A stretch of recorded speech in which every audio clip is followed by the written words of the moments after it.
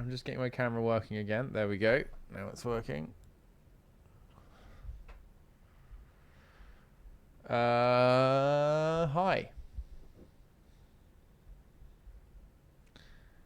I've got no fucking clue what the problem was, which is great. I need to check whether you get levels, because I'm worried you won't. Here we go.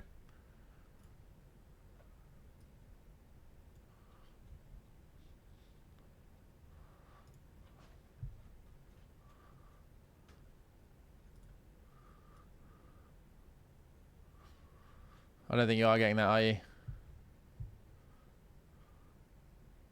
Yeah, okay. I need to send... Let's just check some bits, like IP, I guess. Just gonna transition back to this.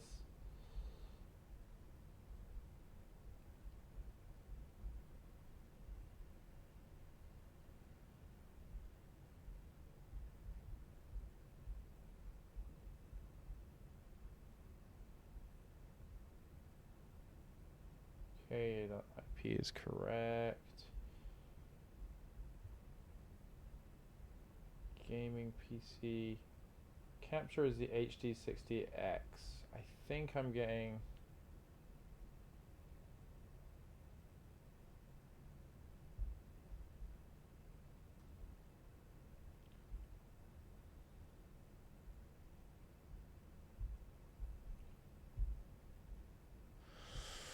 What's...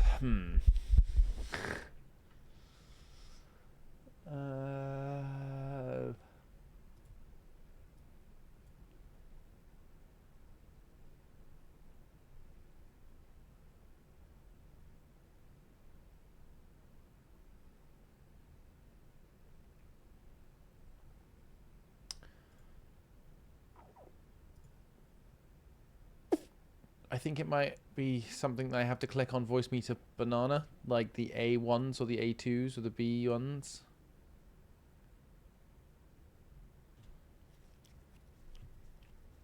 Right,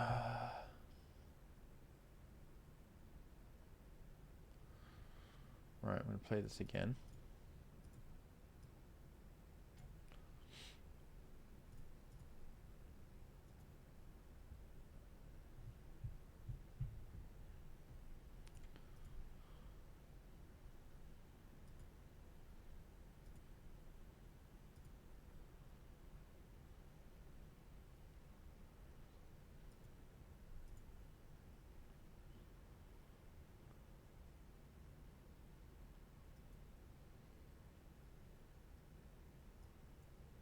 At least there's no more crackle.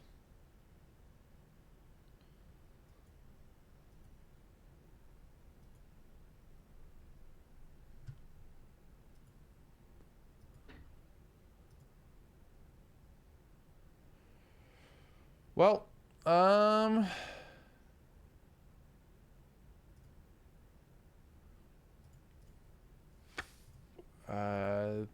just bear with me, folks. Hope you're having a nice day.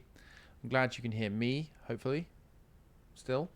And on the stream PC, which input...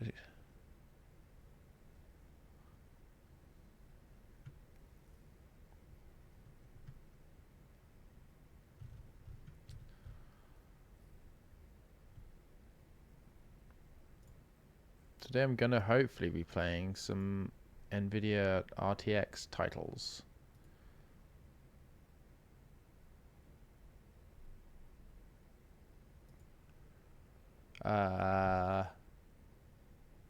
Input. So that goes into the voice meter input. So that goes into the voice meter via input. Right, so that's into there. Then that gets sent to A3.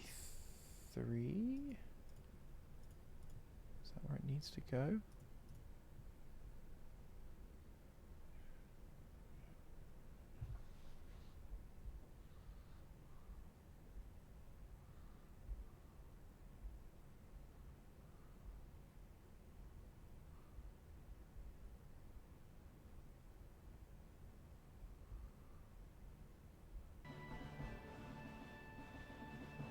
Are you hearing that now?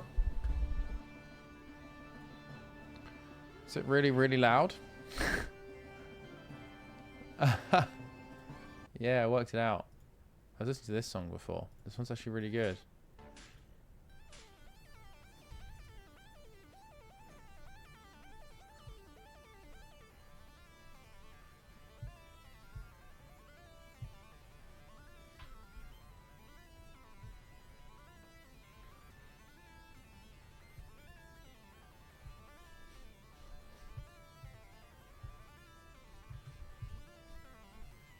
Bit quiet. That was my party parrot. Right, here we go. Coming up.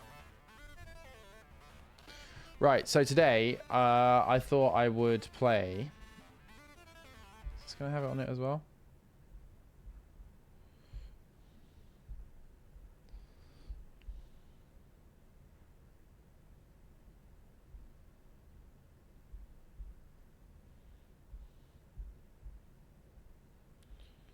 I'm trying to get it on this screen as well, but I don't think it's going to work.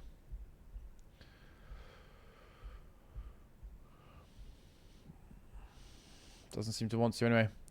But anyway, we are going to do a sum of the MSI, RTX, GeForce, NVIDIA scan stuff because they sponsored this stream today and we're very grateful. So I am going to tell you a bit about all that stuff. So we have in our computers RTX 4080 graphics cards, specifically the MSI Supreme ones, which are really, really cool. Got a really nice cooler and lights and stuff on them. They're very beautiful. They're good. Something the 40 series graphics cards can do is DLSS 3. There's NVIDIA Reflex and there's ray tracing. It also allows you to game like I'm going to be doing at 1440p or even higher resolutions like 4K with like ray tracing and things like that. Things like DLSS, there's also new frame generation technology they're bringing out now. It basically improves the number of frames you can get in games using all sorts of technology that you can only get on 40 series graphics cards. They are very good. No, they are amazing. They're powerful cards and they're a good choice. I know they're expensive. But if you're in the market for a graphics card and you haven't heard about the 40 series graphics cards, they're very fucking good. In fact, a friend of mine is just buying a 4070 now, going from like a 10 series, I think, a 1070 to a 4070. So they should be seeing quite a uplift in performance there. Yeah, I mean, a 4090 would be lovely. I've got a 4080, which are excellent too. 4090s have a bit more onboard VRAM, I think, which is pretty damn powerful. I mean, any 40 card you can get your hands on, let's be honest, is probably going to be a massive performance boost because just they're even more powerful. Like they're sort of twice as powerful as the previous generation or something. Don't quote me on that. That's not what they've told me to say. That's what I'm recalling, just so you know. But I don't want to get into any litigious situations. But yeah, thank you very much, MSI Scan and NVIDIA, for supplying us with these amazing computers. It's so sweet to have them. And today I'm going to be playing a couple of games or a game of that features that technology. There's technology from NVIDIA and using MSI motherboard, graphics card, case. Their PSU is really nice. The MSI PSU is lovely as well. I like their motherboards, but I wasn't expecting to receive an MSI PSU. And they do one now that's got the Gen 3 PCIe 5.0 600 watt connector, which means you can plug your 40 series graphics card into the PSU with just one cable, no conversions needed. That's a very nice to have thing. But even if you don't have one of the newer fancier PSUs, you can still connect the graphics cards. So the 40 series graphics cards, some of them have a more modern power connector, which you need to make sure is pushed in all the way, fully seated. And then that goes into your power supply, and that'll go into, they usually come with a converter that'll go into your regular like PCIe 8-pin style GPU cables that have been in GPUs for years now, so you can convert it. But yeah,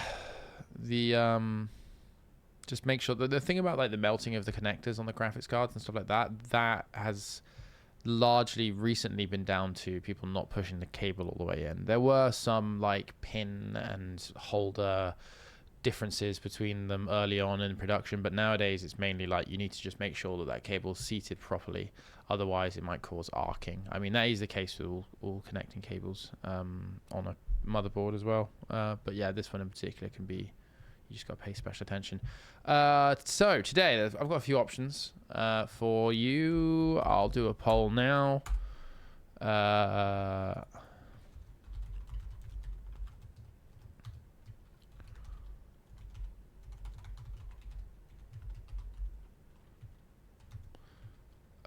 So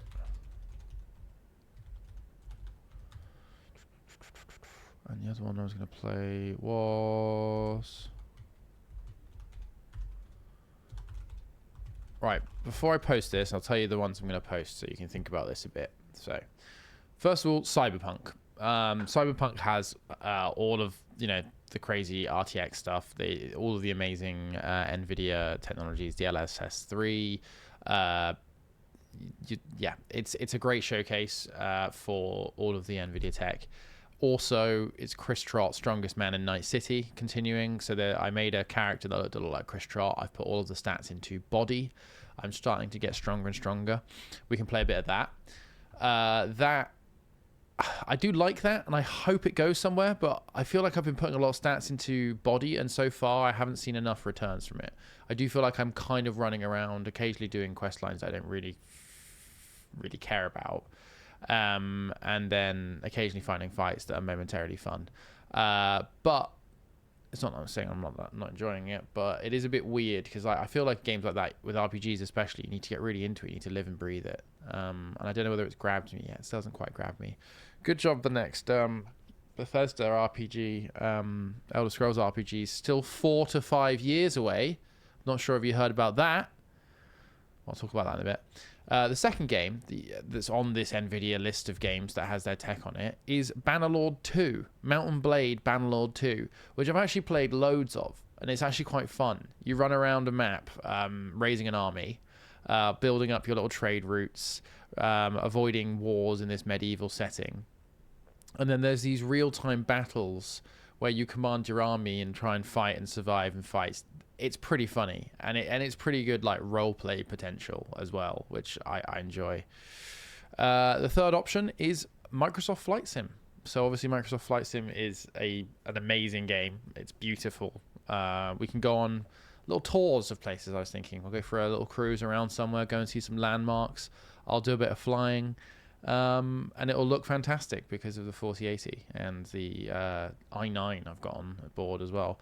So yeah, those are the three options. I'm going to put it up for consideration, and let me know what you want to play. Whilst I'm going to put a 5-minute poll up. I rant a little bit about the fact that Bethesda said that Elder Scrolls what the fuck is it called? Is it Redfall? What's it going to be called? Something like that. Is not going to be coming out for at least another 4 years. Like what? I can't. I'm so sad. I mean, like, you know, we're lucky to get a sequel. You know, companies can fall apart. People can stop caring about projects. Like, all of that. Like, I get it. This is obviously coming from the perspective of it's a luxury that we get to expect sequels from companies. But, like, holy shit. Like, what the fuck have you all been doing? Like, it's just... man, you had such a huge game. So, like, I mean, it's mismanagement. It's nothing short of probably one of the worst mismanagements. I mean, it's happening all over the games industry to all the big, you know, names out there, you know, all the different publishers and games producers and stuff. Like, your best bet these days is to find indie gems, I think. There's loads of them out there. Small studios can create amazing games that are genuinely clever and engaging, and because of the tools and stuff available to them, and this sort of, I think there's much more scalability now to produce a great product with a smaller team. That's where you get good games now. I mean, occasionally, some of the big titles come along and they're great. I think Microsoft Flight Simulator is a good example of that, but then that was taken on by a completely different team to whoever did the last one.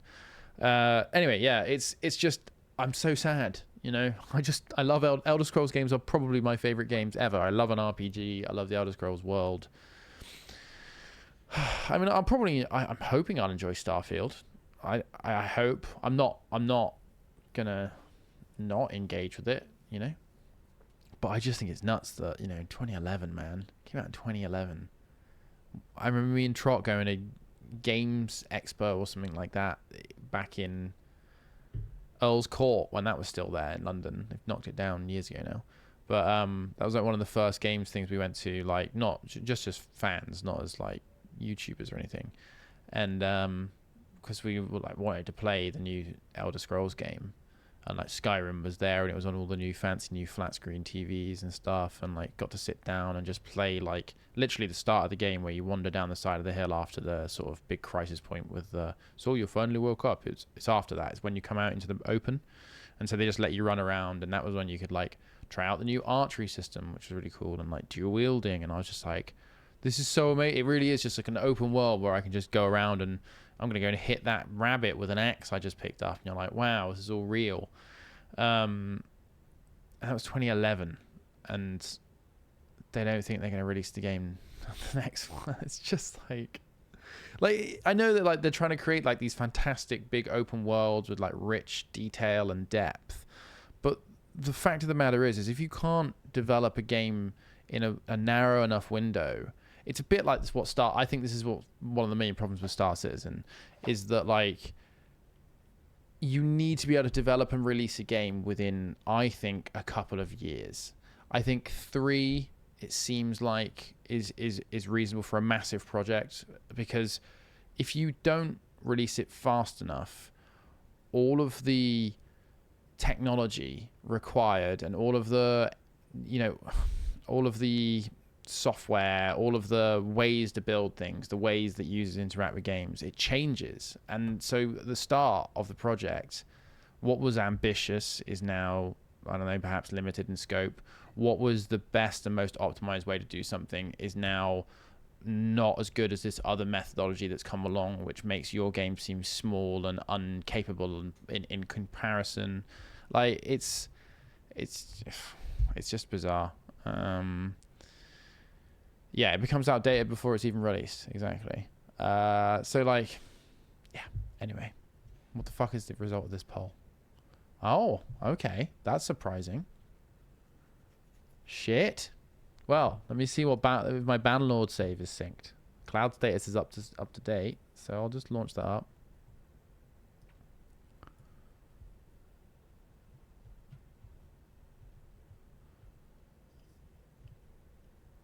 I'm just, after ranting a bit, I'm just reading what you're writing.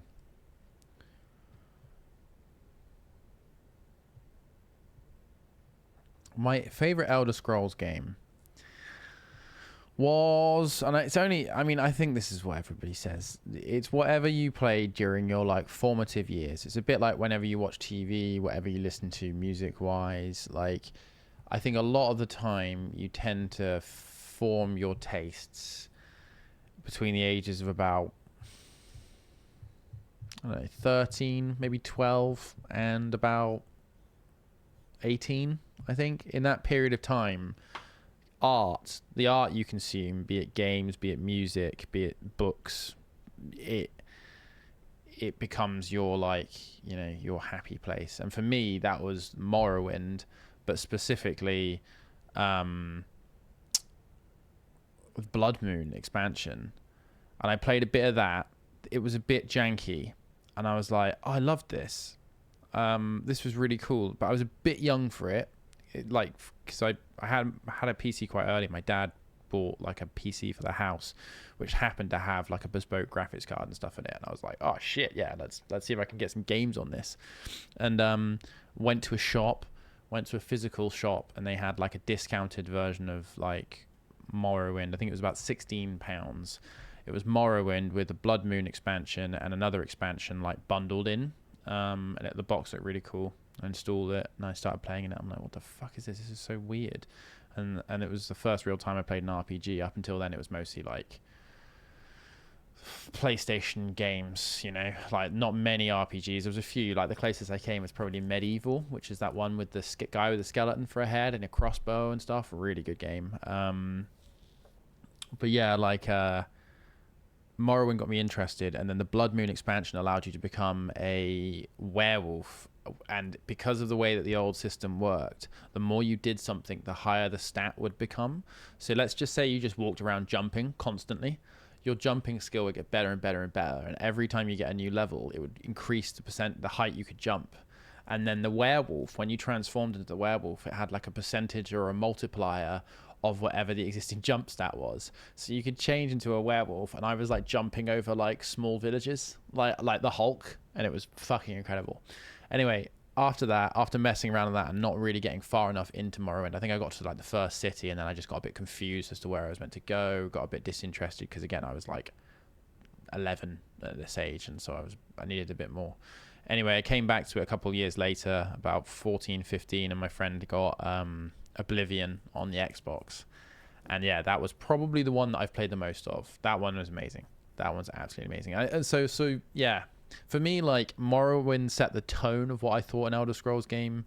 Like, you know, the art style was very strong in Morrowind. It was very like almost Dali-esque. You had these big, tall, like striding creatures and things like that. It's a bit more like dusty and arid. Oblivion I loved because it was like soaked fantasy, which I really enjoy. You know, you got like the medieval elements with this then rich, colorful fey element to it, demonic elements to it, which give all of that like color. Yeah, it's really cool. Let's just get this game launched. I don't know why it didn't launch then. Okay, I think it should have my save.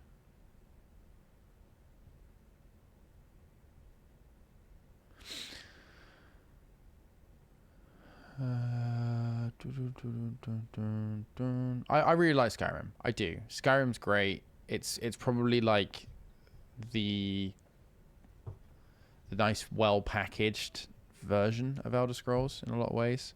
I think for me, just the Oblivion setting was a bit more my taste. I like a bit more high fantasy. Like I think Skyrim, they grounded it a bit more. But also in Oblivion, it just had like a bunch of like weird secrets and stuff in it that you could find, which was quite funny. I mean, Skyrim had that as well, but like it's even more in Oblivion.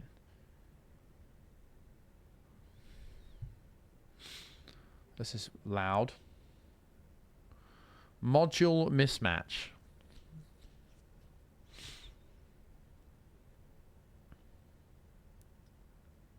Sure.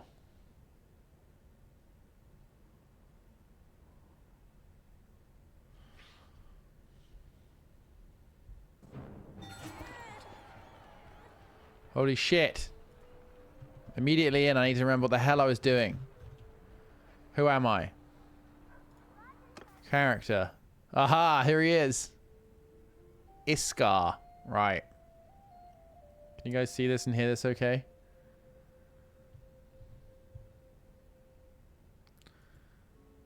Right, let me check the graphics settings because I need to check they're all up in a minute. But this is my chatty dude.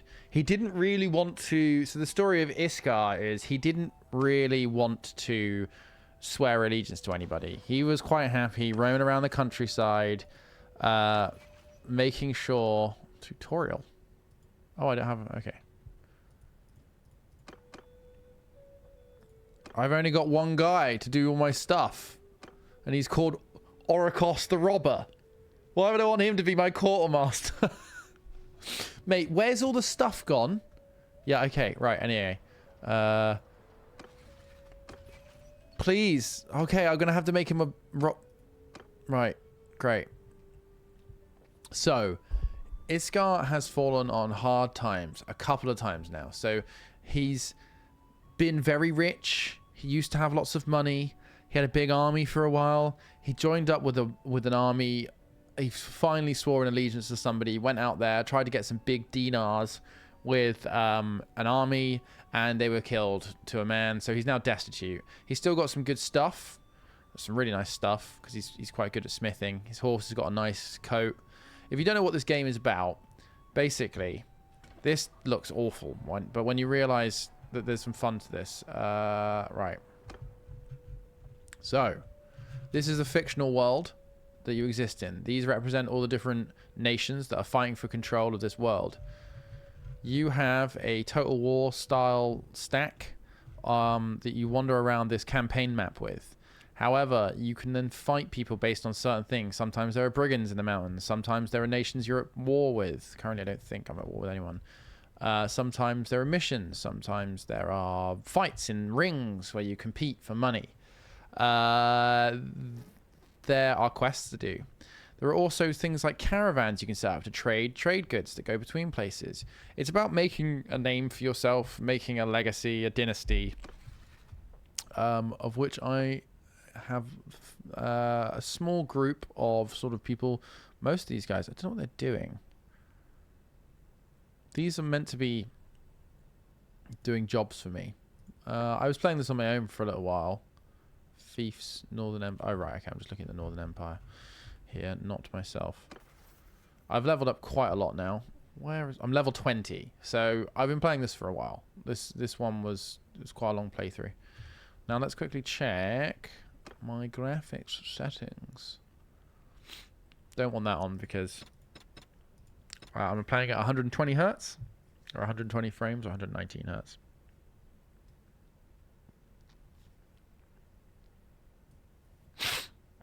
So I'm just going to bring that down just to get the best performance. You want to generally have your computer limited just below the refresh rate of your monitor for the best results for things like DLSS. I think it just gives it like a little bit of headroom. Anti-aliasing. What options have we got? Let's get this all the way up. Let's use that. Plenty of GPU memory. What uses the most? Temporal SMAA. ×2. Shader quality. High. Very high texture budget. Oh. Texture quality. High.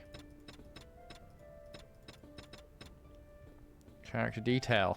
High. Very high. Very high. Shadow type. Static and dynamic. I don't know what this is. PCF. Particle details. God, yeah, everything was on low.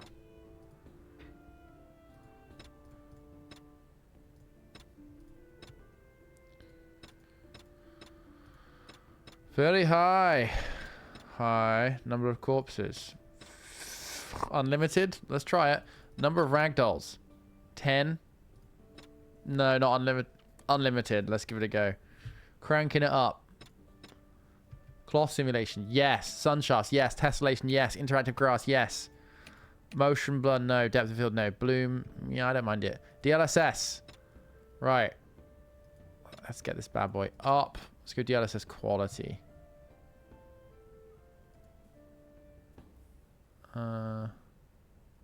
Okay. Battle size. Very high. Okay. We all the way up. We got to find something to do. So you do have to start a nuclear war. That is the... Unlimited will be fucking... Yeah, I'm fully expecting it to kill my computer. Game... Okay, yeah. I'll change. Not just chatting. I'll put in... Mount and Blade. Mount and Blade. This game is mature rated. Ooh, shit. You guys all mature out there. Right, I've got a bit of money. This is all leveled up and done. My inventory. Let's have a look at my weapons. So I've got heavy cavalry lance. Very nice. It's tier 3. This fucking fantastic sword. So I've got quite good at making things. Forging. I like getting good at forging. And so I can make this like really, basically the equivalent of Damascus steel. Which music came in really loud then. This Thamaskian, but it's meant to be like Damascus steel, I think. This is decent. I got a good shield. This thing's decent. Got a banner, which I like, give you little power-ups. My troop movement speed is 15%. Oh, I've got a hot blood. Got a Wardor hot blood. So that's a good amount. Chainmail for my horse. He's loving it. Look at him. Look how big I look in the background. I'm very big. I'm very tall. My horse is tiny. These are shit. These aren't great. These are okay. This hat is ridiculous. I got this helmet like really early on. So you can get lucky in... I wonder if this place has got a... Go to the arena. No, there's no... So I can recruit troops. I've got an army of 74. I think I'm going to pick up some more. So you can recruit troops and then get better and better troops as they get more experienced. Just going to sell some of this stuff. This is all spoils. So when you defeat an army in battle, you get spoils. There are also different prices for things. It's a really cool game, honestly. It's a great game. You get different prices for things. So you can go to a town and check, like, oh, I wonder how much, like, wine is here. And if you upgrade your trade skill, which I've done, it will both tell you whether a price is good or bad. It can also tell you where to sell it. So we could buy all of this, for example, and then go and sell it at Ontegard for 144. Quite fun. This is 42% cheaper than average. Now that could be a buy. Let's. Oh, did I just buy the wrong thing? Let's see, the price is going up. Right, it's near its average now. Velvet. Oh, 70% cheaper. That's got to be a buy. So we'll keep this in, like, basically in the caravan until we get to a place where we find it. Oh, like, oh, this is that cheaper? I like iron ore just for doing forging. Linen as well. Oh, that's cheap. That is cheap. Bargain. We got bargain on linen over here. Yeah, exactly. All the DLSS is making me trade velvet in high fidelity. Linen is like, a lot of people play this game for hardwood's good because I need it for all my forging. But you see up here, I'm getting capacity reduced the more I take on. Now, it's fine. I'm nowhere near my capacity because I have lots of horses. But you buy horses, they increase your capacity. It's just great. Fucking hell, guys. Look at the price of this raw silk. So, in RPGs and games, I really enjoy trading. So, like, this works for me. I can buy it in big old loads. Fuck it. Yeah, we're in big in the silk game. Huge! Filling us up on silk. Oh, shit. You also need to take beer, cheese, things like that for your army to eat. Just kill a man. I am a merchant king. Okay. Let's go. Oh, wait. If I look at my inventory, tell me where I can get the best price for it. Sometimes I think I'm at that level. Right, so what is it I have a fuckload of? Raw silk. Oh, look at this. Guys, look at... You can't see it. It's the camera's in the way. Right, hold on. Let's put it down bottom left, I think. Hey. Does this look better? So obviously, like, NVIDIA RTX technology is allowing me to see this in just the most glorious fidelity with maximum frames. I'm getting maximum possible frames for my current frame limit. So I've set this to 115 because my monitor is 120 hertz, right? I want to leave a little bit of headroom to get the most out of DLSS. It performs best if your game isn't running at the absolute top end of your refresh rate. So I brought it down to 115. And DLSS is helping me through, I don't know, crazy AI shit, cores on the RTX 40 series graphics cards, all sorts of mad technology that you can find about on their websites. It's allowing me to see that this raw silk that I just bought for 7 dinars, we can sell for over 20 dinars. Thanks to NVIDIA, 115 frames hard. To get 115 frames a second off that profit margin. You too can get that same experience if you get a 40 series graphics card. Let's go to, where the fuck we off to? Chakend. Well, closer than that is Ortongard. Let's have a look. Chakend is over here. Not far. That's not a long trip, is it? I almost can't be bothered to look for Ortengard. How close is it? Fuck it. We're off to Chakend. So, we click. It's winter at the moment. Now, we do need to worry about getting done on the road. MSI, massive silk income. Boom. Love it. Obviously, I will try and get in a fight if I can. Because this isn't where the graphics really shine. This is like the big campaign map, which is still fun. It's still like interactive enough. You still see stuff. But, wait, this is somebody else's party. I got confused. This is me. Look at me. God, I look good. But basically, in the battles themselves, you get into like a real full-on hack and slash. Like, you know, it's great, honestly. It's fun. And then you have hotkeys to command your units too. It's quality. Is somebody in my party leveled up? Oh, okay. Okay, right. So we've got a few guys we can... I've got an Aserai peasant that we can raise to the station of recruit. So over time, your army will improve. Ooh. Cavalry. How much cavalry have I got? Yeah, fuck it. Let's get a few cavalry. So as long as you've got the money and the stuff for it, you can upgrade your troops and they'll be more powerful in battles. There's better graphics than those silk prices. I know it's hard to believe. Oh, look, looters. I think I can probably get them because I'm on a horse. So the bigger the army, the slower it moves. But if you've got enough cavalry, enough horses. Here we go. Here we go. You guys are going to see what happens here. Back off, stranger. Unless you want trouble. I don't mind, brigand. Surrender or die. You'll never take us alive. Right, here we go. I'm attacking with my whole army. I am the most deadly silk trader in all Calradia. Is that the name? Give me your silk or die. If you have at least 20 troops, you'll have the option to draw up a strategy before every battle. You can assign heroes to be captains of formations, distribute your troops between formations, and give preferences to which kind of troops you should be included in which formations. Okay, yeah. Well, I'm already the unit of the... I'm on a horse, so I want to be in this one. Yes. Assign commander. You can create new formations. Divide your... Okay, yeah. I mean, I'm happy with all this, though. You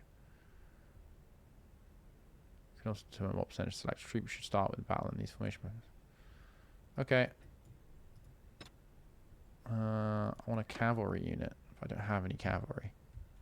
Is this a hero? Oh, wait. This is my robber. Okay, buddy. You're going to be in charge of... Oh, wait. No, I'll fight with him. He's my buddy. Are we horse archers? Is that what, oh wow, I've got a load of horse archers. Okay. Right. I need to worry about deployment. Okay, where are they coming from? I think they're down in the forest somewhere. Horse archers. I want you like here. Oh yeah, that's like formation shit. Let's get you nice and loose. Nice and loose. Footman, you're going to just... I don't know. Can I not put you any further? Let's get you loose as well. We don't want to make him an easy target for some archers. Archers. Nope. Archers. I'm going to put you right in the middle. Horrible day for a fight. Okay, here we go. Now, this is the cool look. So here's all my units. Some of them have better gear than others. Some of them are peasants. Right. Oh, here they come. Here come those poachers. Or looters, rather. Once they're in range, the archers should start pinging.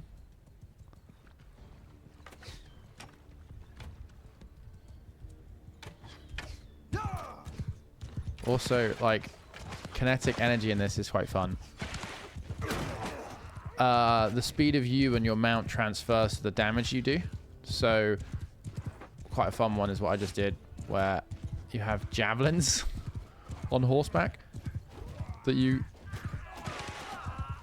send sailing into the back of people as you come by. 100 is how much damage. 100 is 100% of the damage. So, unless they've got armor, I think. So 150 is somewhat overkill.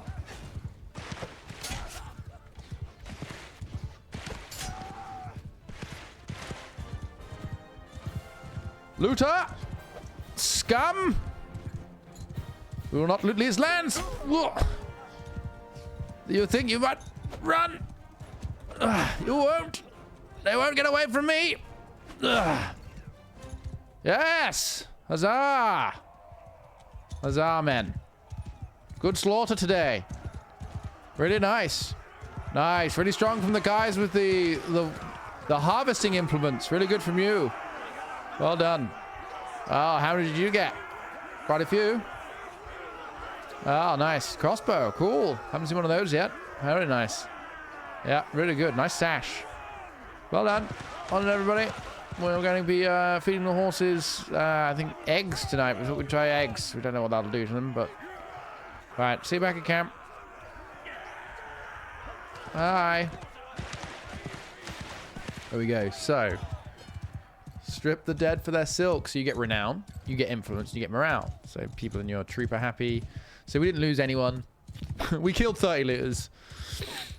Yeah, I mean, that was a very easy fight. So we can take prisoners that we can then sell or send to like prisons and stuff. For some reason, they'll buy the prisoner off you, which they won't. Doesn't make very much sense. Oh, can I recruit these guys? Nice. So these poachers, so you can recruit into your unit, and then eventually you'll be able to level them up. So it is also another way to sort of, okay, infantryman or Manavidian. They're both very good. So these are all different. Like there's like trees. So these guys will now, these Imperial archers will now be a trained archer.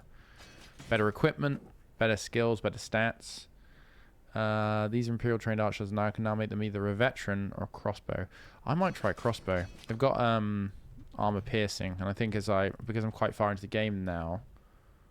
Oh, I'll lose some eagles. Party morale. It's like because I'm taking the poachers in. Yeah, fuck it, I'm gonna... Ah, this is all the loot as well. So, it's not worth much, because... oh, they had a barrel of beer we looted. All this crap. We'll just chuck this all in, and we'll sell it for...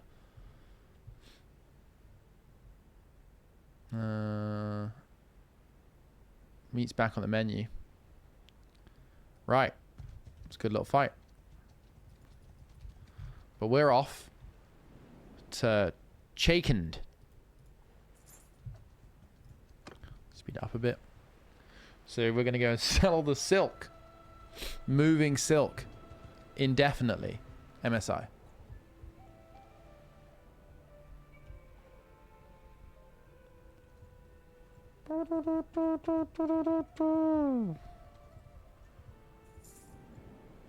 So I had to pay my troops. Crime. This is your crime rating with a faction that owns a settlement. You gain a rating by robbing or attacking a kingdom's subjects. Players with a rating of 30 or higher, and you can be barred from its settlements. Wow, that's pretty high. I think it's because we were at war and I was raiding a lot of caravans and things. Okay, let's do some trading. First of all, here I took all these off of the dead I killed. Want them? Not going to turn their nose up at them. Raw silk. Boom! We're making a huge profit. We could go to Ortizia, but fuck it. Let's shift some of this here.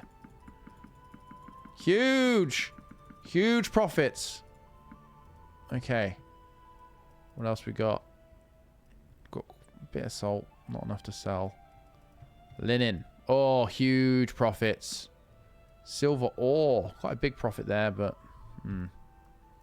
Velvet. Huge. Huge profit on velvet. Honestly. It's just nuts.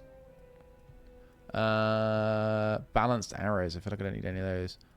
Hoes, hatchets, well-made pickaxes. Oh, I could actually salvage these, I think. So, let's see if they've got anything cheap to take on board whilst we're here. Wow, that's pretty cool. Got a flag on it. Wow, that's expensive. Weapon tier 6. Thrust speed. Glaives are really good in this. Really good. Okay. What's the best shield you got? Probably not as good as mine. Oh, that's not bad. Bit heavier though.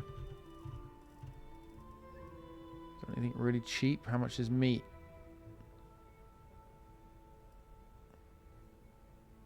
Oh.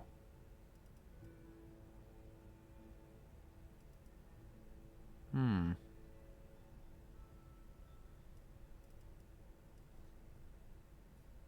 This is vanilla. Wool. We can sell it. Not great. Hardwood.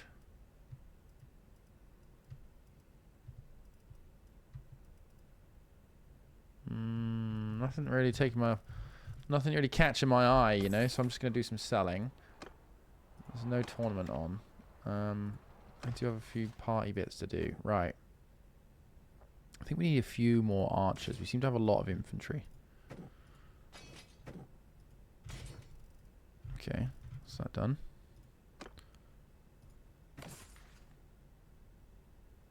Oh, told you he needs recruits for his gang. He asked you to recruit 10 looters or bandits to your party. Oh, right, okay.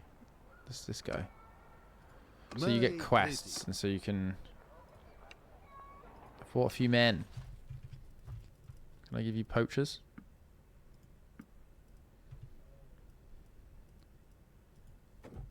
Okay. Okay, that was a little quest thing. So I'm having to collect dodgy men. These are other things. So this is deliver recruits. So I got to talk to nobles. Like there's like loose quests you can do. I don't do them that often, I must say.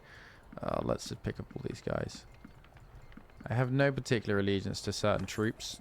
Some of them are good, some of them are bad. Enter the smithy. So this is something else I've been doing. So another really good way to make money in this is tutorial. Or go in the orders. For some reason, people spend ridiculous amounts of money on orders sometimes. These are just meh. These are easy ones. You can fiddle with the size to try and match all of these requirements down here.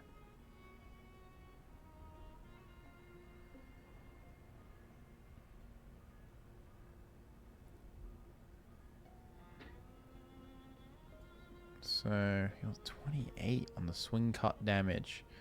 I wonder if that's because I don't have another blade unlocked. So, like, certain orders you can fulfill because you get really good at making certain things. So, weapon reach. So, if you increase the size, bam. Oh, I need to rest. I'm out of stamina. But these are good ways. You refine stuff you find around, and you can smelt stuff to get raw materials, which is a good thing to get all the... yeah, entering the smithy is trots gold every week, obviously. Right, so I need to wait here for some time. Have a little rest.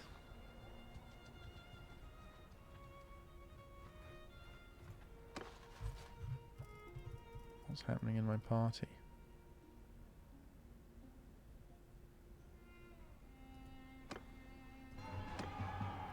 Oh? Did I just miraculously...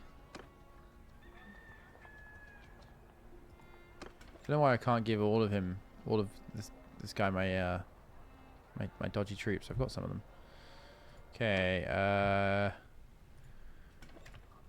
so yeah, 100%. So the smithing mechanic is very similar to a lot of other games. You can just craft shit using certain things, so... Oh, I didn't do it very well. I made them a shit knife. They weren't very happy. But you can unlock... I haven't unlocked a lot of stuff. I'm mainly doing this for money, to be honest with you. You can unlock lots of bits, and you can make yourself custom weapons in this. So, like, say, change the top to a scythe, to a pick. You can change the handles eventually. Pretty nice. Pretty cool design. Change the bottom. Right, and then change the... item. So let's see. Let's go for a two-handed sword. Change the blade type. Pommel on the hilt and the guard. Pretty cool. Pretty cool design. You can really like, yeah, go into cosplaying whatever kind of character you want to do. A wooden hook on the bottom of a sword. It looks kind of gross in my opinion. Or maybe if you put like, get rid of the hilt. I don't know. It's not very practical sword design, is it? Sword cane. then hide that in like a umbrella. The other thing you can do is, yeah, just refine things. The nice thing about this is it also gives you XP. So let's get rid of some of that. Let's refine a load of that. It uses up your stamina, but you will get better and better at smithing. Raw iron. Also, the steel is really quite valuable.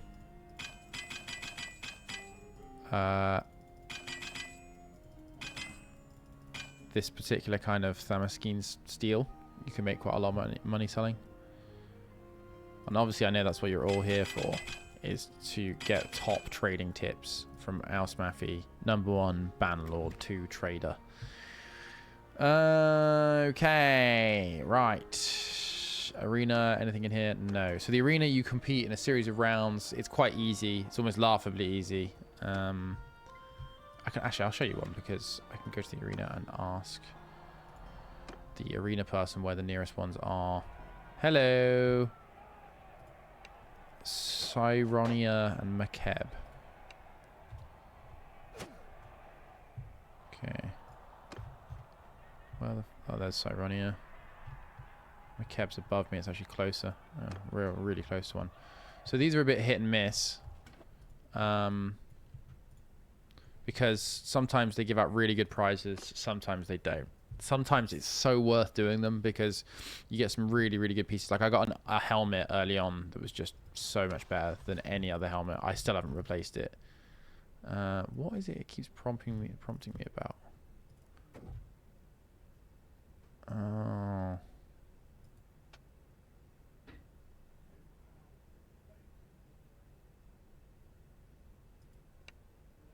Oh, I see. I need to get rid of these guys.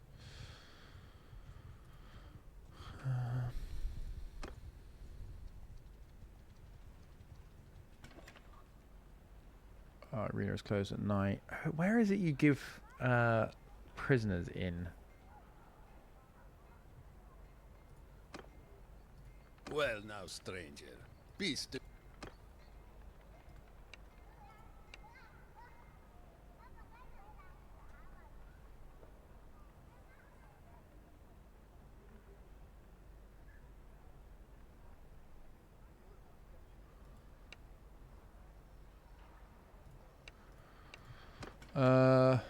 In the tavern.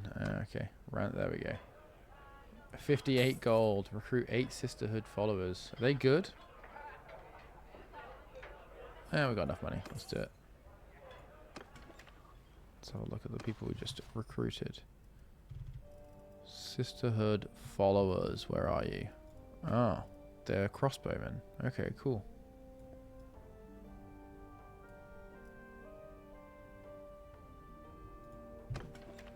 Okay, let's wait here for a bit of time. No mercs are good. That's a shame. Oh. Oh, we got some money from something. The lizard. It's probably why I work with him. God, lots of shit's going on. Right, arena. Join the tournament. So it matters. Apparently, the things that change the prices for tournaments is the number of like visiting nobles. Okay, so what do we get for this one? That's not bad. Tier 5 armor. That'll either be worth something or be useful. I think I've probably got slightly better than that. So these are like all filled out by AI. This is, I'm going to skip this round because I'm not fighting in it. So you can actually bet on yourself. I tend to bet on myself all the time because with the exception of certain weapons, I can beat the AI a lot. These are the glaives, by the way. They're really ridiculously strong. They transfer the energy from your horse really, really well as well. So they're strong base, and then they're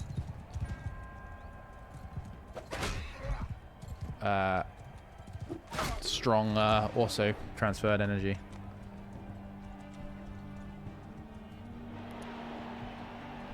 Skip this one. Bet. Honestly, these are usually so easy that they're a little bit boring.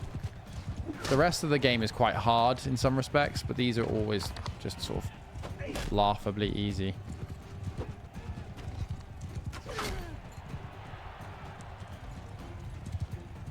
Leave my archer alone.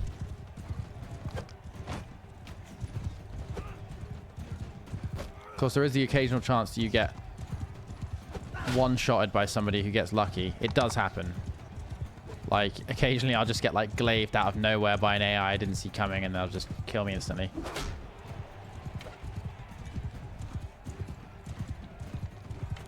Fuck.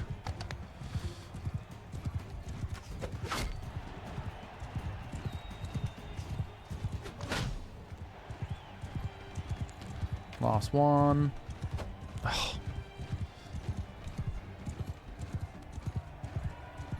Time to die. There we go. Najun. Also, the game, like, it's been out forever. Yeah, it still does weird stuff, like fill your battles with people who are your NPCs and your stuff like that. It's a strange, janky game still.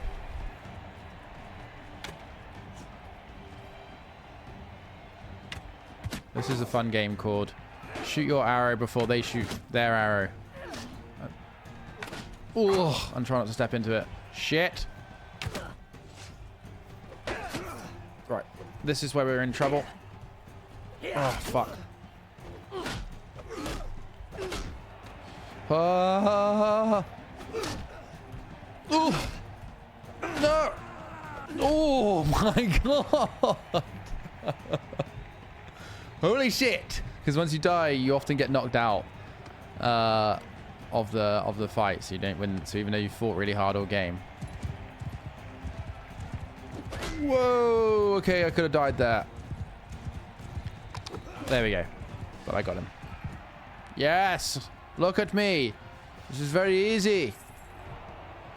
Boom. So you get some renown, you get a bit of money from your bets, and then you get the thing as a reward.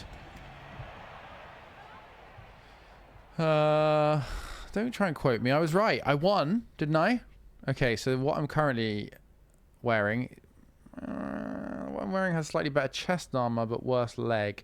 But it is worth about 7 grand. So not bad. Really not bad. As good as I've seen. So... I can just sell it for 7 grand. Maybe we should buy some steel. Also here. Or something else.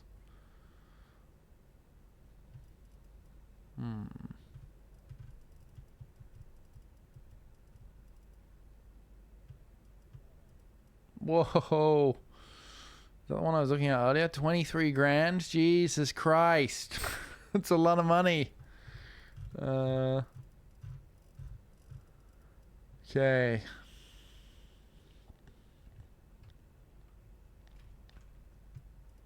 I should probably buy some hardwood. That's a pretty good price.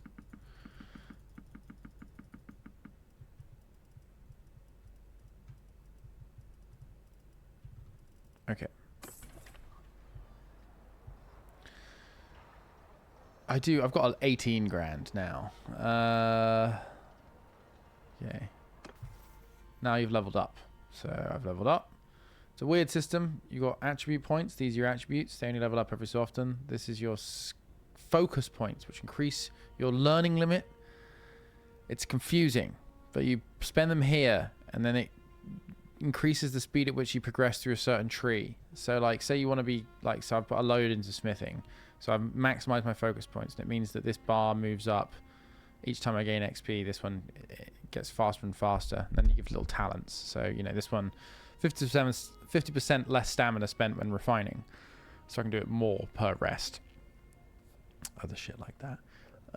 Some of them, this one, gives you +1 control attribute. Control is this stat here, which represents the ability to use strength without sacrificing precision. It's necessary for using ranged weapons.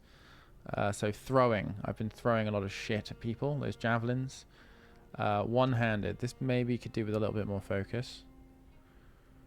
Getting there. Although, to be honest, like, trade, that's maxed out. Engineering, I haven't started on yet. You can build trebuchets? Maybe I should start on that.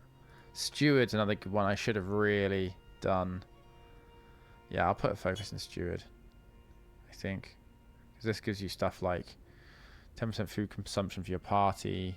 Makes you, like, just a better caretaker of things that require care, I suppose. The most fun is using a glaive with the mod that lets you cut through multiple people. Shit, does that actually happen? God, that must be devastating. I think marriage is in this game, yeah. Although I haven't really delved into it. I'm kind of like... So clan... parties... I don't actually know how to... So I have a workshop, a velvet weavery, raw silk. Lovely. And a tannery.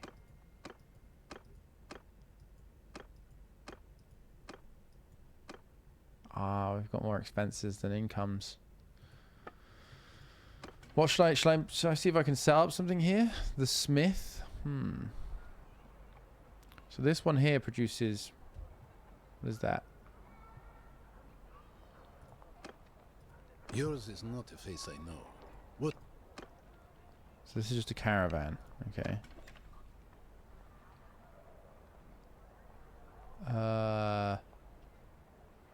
Merchant, artisan, gang leader. Okay. Powerful. Very powerful. Talk. Well now, stranger. I wish to buy your linen weavery. Oof, that's expensive. I must leave now. Okay, we're going to go and find our fortune elsewhere. Come on, everybody. We're leaving. Don't have a huge amount of money. What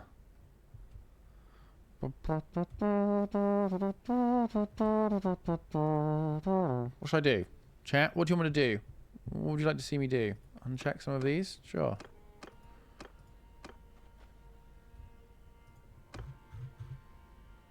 Why are some of these green?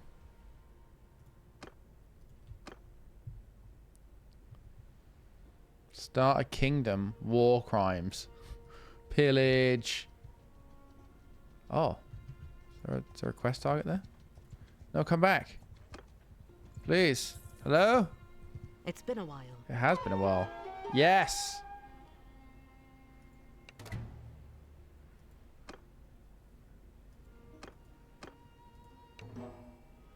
I'm here to deliver you my demands. Oh. Oh, I can go and war crime some people. Alright, well... Is there a hand in here? One troop deserted from Iskar's party. Why are you deserting? Get back here. Talk. Tasks. Nope, still haven't got anyone. Okay, so there's another task for me to do. No problem.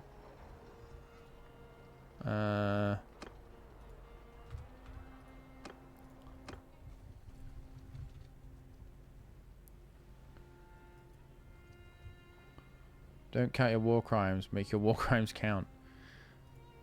I need to go into a nation I don't care about and then smash them up. So, am I loyal to who exactly? Clan. Parties. Fiefs. Am I loyal to a clan? Here we go. Northern Empire. Right, it's the Northern Empire I'm a...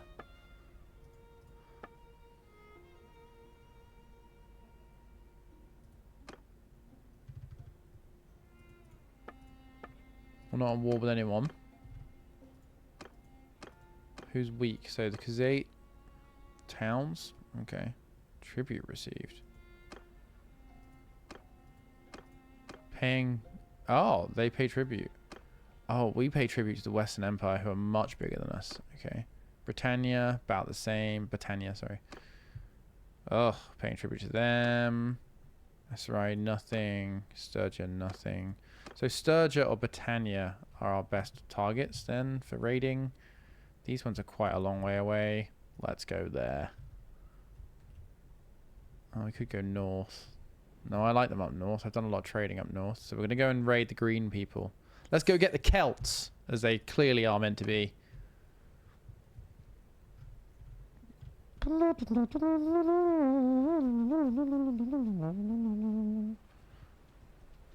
I got too many troops? Is that the problem? Party. Let's get rid of some of our prisoners. Oh, we don't have any. A noble's... Khazate noble's son. Cool. Couple of sons. Khazate nomads. Oh, yeah, I do have too many troops. That's why. Okay, I'm going to get... I should get rid of some of these guys. Who the fuck are you? Oh, these are all party members that have returned to me. That's why. Mercenary Maceman, you can go.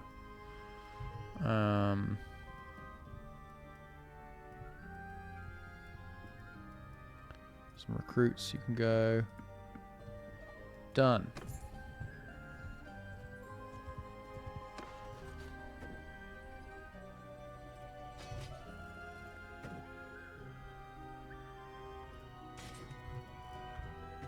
Whoops, did I just not do that? Yep, that's exactly what happened. Oh, we flying now. Whenever I play this game, I end up trading and smithing and doing nothing else. Yeah, it does feel a bit like that sometimes, doesn't it?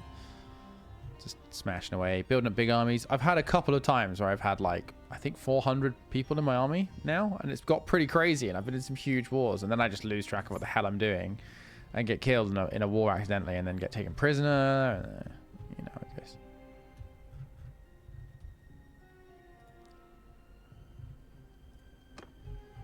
Oh, there's a hideout. No, those are kind of shit too. Hideouts are like, again, kind of easy, and you have just to move through these small encounters. Certain things in this game are great. Certain things really need to be fleshed out more.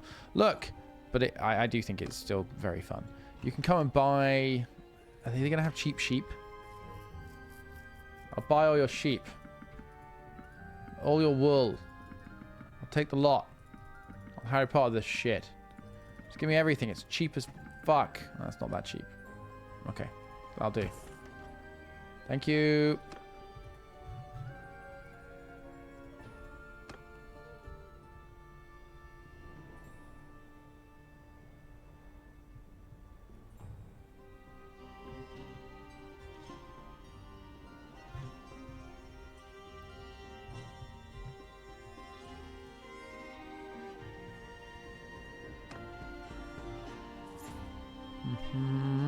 Oh, we might as well stop in here and have a quick look at the prices, eh? This is a problem with this game as well. It's just like, oh, let's have a quick look. What are we selling for? What's going on in then? Raw silk at 24. That's not bad, is it? I'll sell a bit more raw silk. Oh shit, I just sold all of it accidentally. Wool. What did I buy it for? Sheep at 52. I don't know whether that's cheap or not. I can't remember what I bought it at. Linen at 133 feels like a pretty fucking big sell.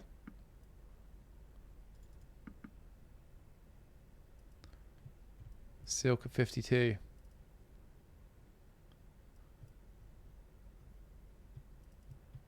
Thanks, Broomy Jag, for your sub. I'm glad you're enjoying it. Okay, right. What have we got in here? I'll read some subs and stuff in a sec. Oh, grain's quite cheap. Why not? Why shouldn't I? Fucking hell, my cab has fish at 6. Fucking hell, we gotta take a detour. Beer pretty cheap. Let's take some beer. Oof. Raw silk, I think I sold to them, so I don't think I'll be buying any of that back. Tools, hides, silver ore, that's cheap. Yikes. Whoops, what did I just click? Okay. Dope. Bit of smithing.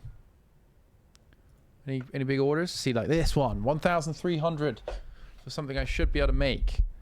The weapon reach is not long enough though. That's sad.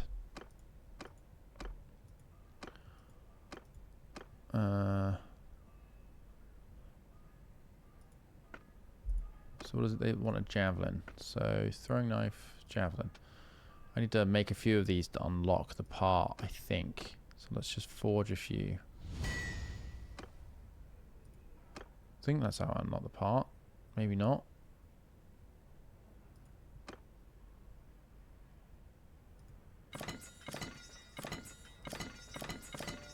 Change the haft size. Oh. Okay. I didn't realize you could change individual part sizes. I thought it was just generally the size. Oh, look at that. Ah, it's still not enough. That's annoying.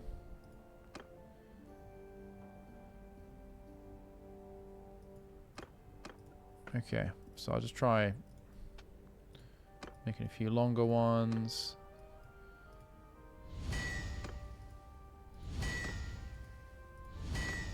Unlock. Please. Am I out of materials?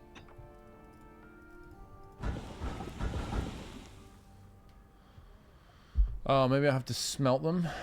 There's a chance to unlock new parts based on your smithing perks and skill. Let's refine some of this crude iron.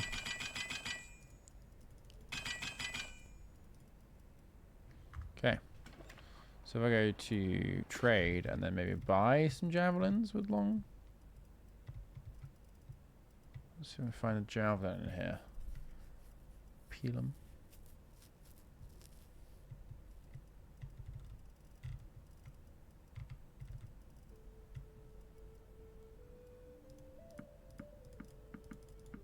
Let's see if we get any parts from that. I gotta wait here for a bit to get my health or my rest a bit.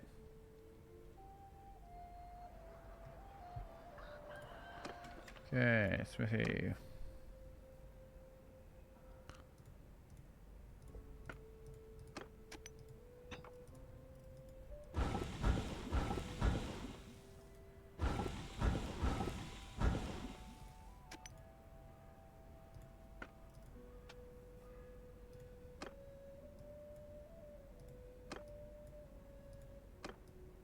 Well, let's see what they think of that. Oh god, I only got 130 gold. Yikes. But yeah, you got to try and match the order as best you can. Otherwise they get sage. Okay, so this one might be achievable if we fiddle some stats.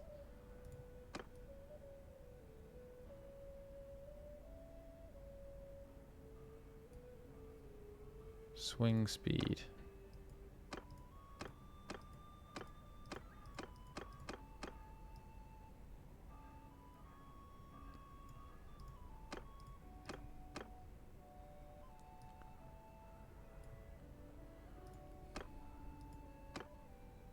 Okay.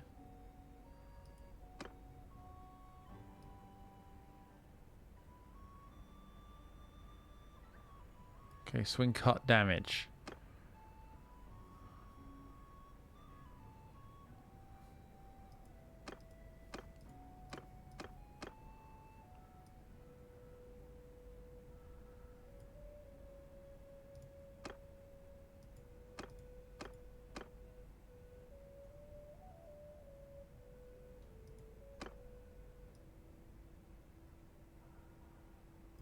Fuck it. Oh, well, they still gave me... fucking hell. 1,500. See? it's a fun little mini game, to be fair. Trying to match orders. And each town you go to... yeah, that would be nice. That would be a nice perk to have them match things. I guess you could just go through and desperately try and randomize them. So, like... see, that's pretty close. Swing cut damage is still shit, though.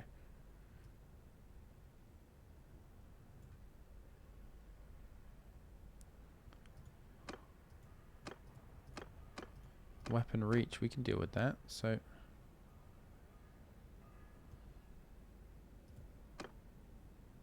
oh shit. Let's just wait for some time. You gotta take a little time. Yep, it's me, Uncle Smaffy, here today with our NVIDIA stream. Thanks to Scan. We got a little logo up actually as well. I realized I did have a logo for this.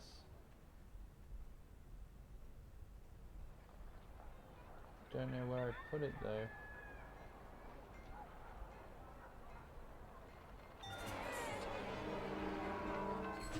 Fuck, what's happened? Somebody died in childbirth.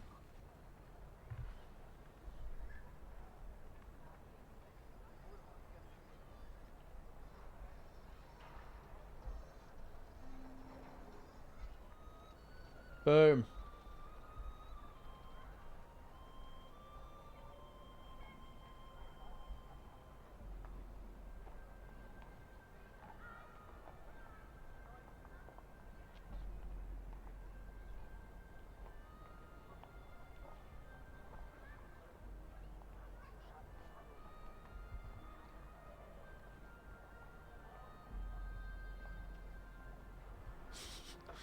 I don't know why. I'll just put it there. Wait, what's happened? Don't F. F what? Oh, the baby. Wait, no, the person that died in childbirth. Oh, there's another tournament.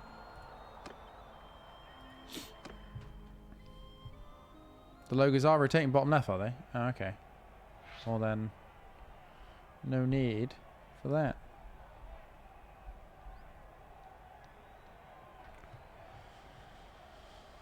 Ooh, a horse.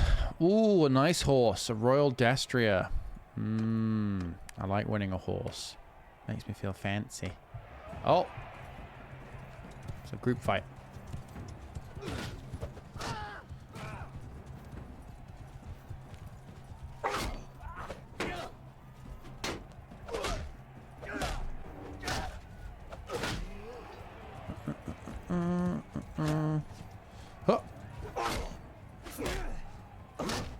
See you later, Mitch. See, Mitch is one of my guys. I don't know why they used him as the guy I'm fighting. Mitch is one of like my guys that runs karaoke caravan. Mitch does not run medieval karaoke. Come on, everyone! God, you get out of my way. Here we go. What's quite interesting about the tournaments is they let you bring your own armor and stuff in. So if you get quite high level armor quite early, again, it's quite easy. Oh, I need something for this horse.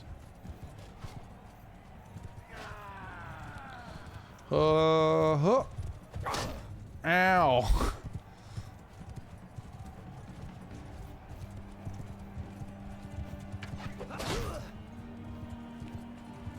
Shoot him.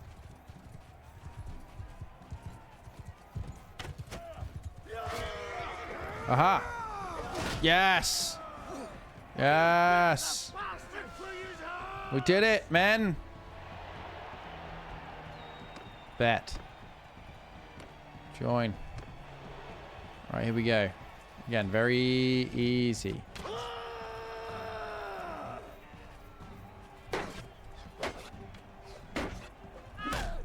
I think, yeah, E has a shield bash. Hello. Huh.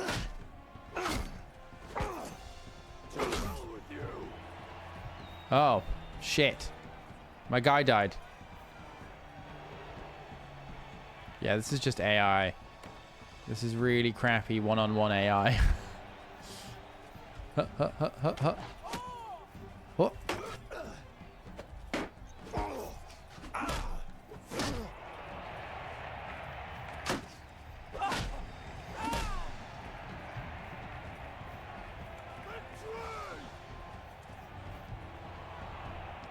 Okay, nearly there. Join.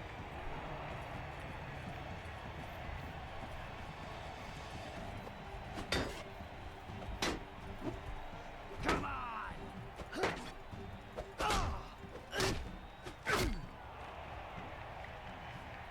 Yep, thank you. Can I have my horse now? I've got to go to the next place. We go renowned. Some money. Not much, really. The betting thing, again, seems somewhat bizarre and arbitrary after the first sort of 5 seconds. Oh, look. Right. So we've got a little bit better at one-handed. So we need to take core, which is 10% of the total experience gained as a bonus to infantry after battles. Military edition. Oh, yeah. We might as well just do that. Just ticks over. So we don't even have to fight to get XP. We've done our trading in this place, haven't we?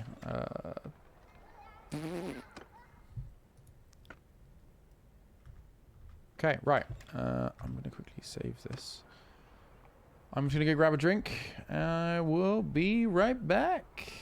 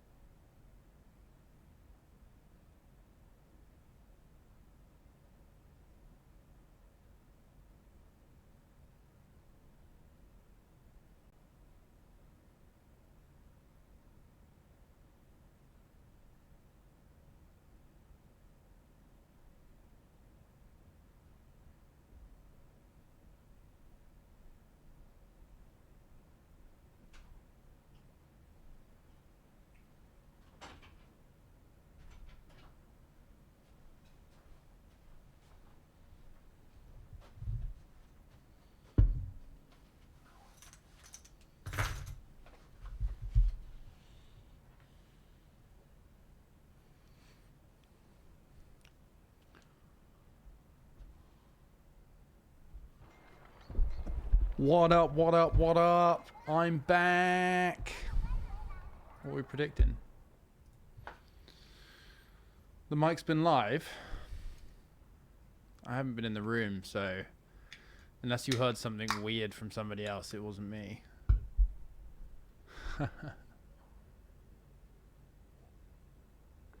Was it actually live? I don't think it was live. I don't think the mic's even on that scene by design. The squelching. You heard voices? Really? Faint sounds of wheel boy. Let me check the scene again. Hold on. What would it have in it? No.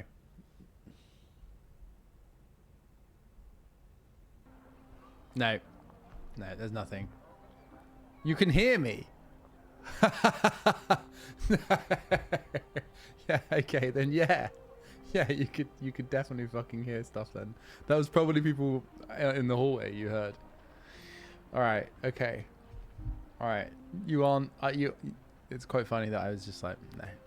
Because like looking at the scene, but I forgot it's routing through there. I was thinking because when I first started the stream today, I was running off just my laptop, which is to the side here. So the way this works is the PC runs the game, sends a feed into the laptop. A camera, which you're seeing me on, goes into the laptop as well. Then that like creates a scene, a mix of those sources, which is then controlled remotely by Trot, who has a source of these streams. Right, this is why it's so fucking complicated. So I was streaming just directly from my laptop, which gives me all the data on what sound is going where. However, because we also use mixed audio via a mixer, that can be received over there, which is actually where the stream is coming from today.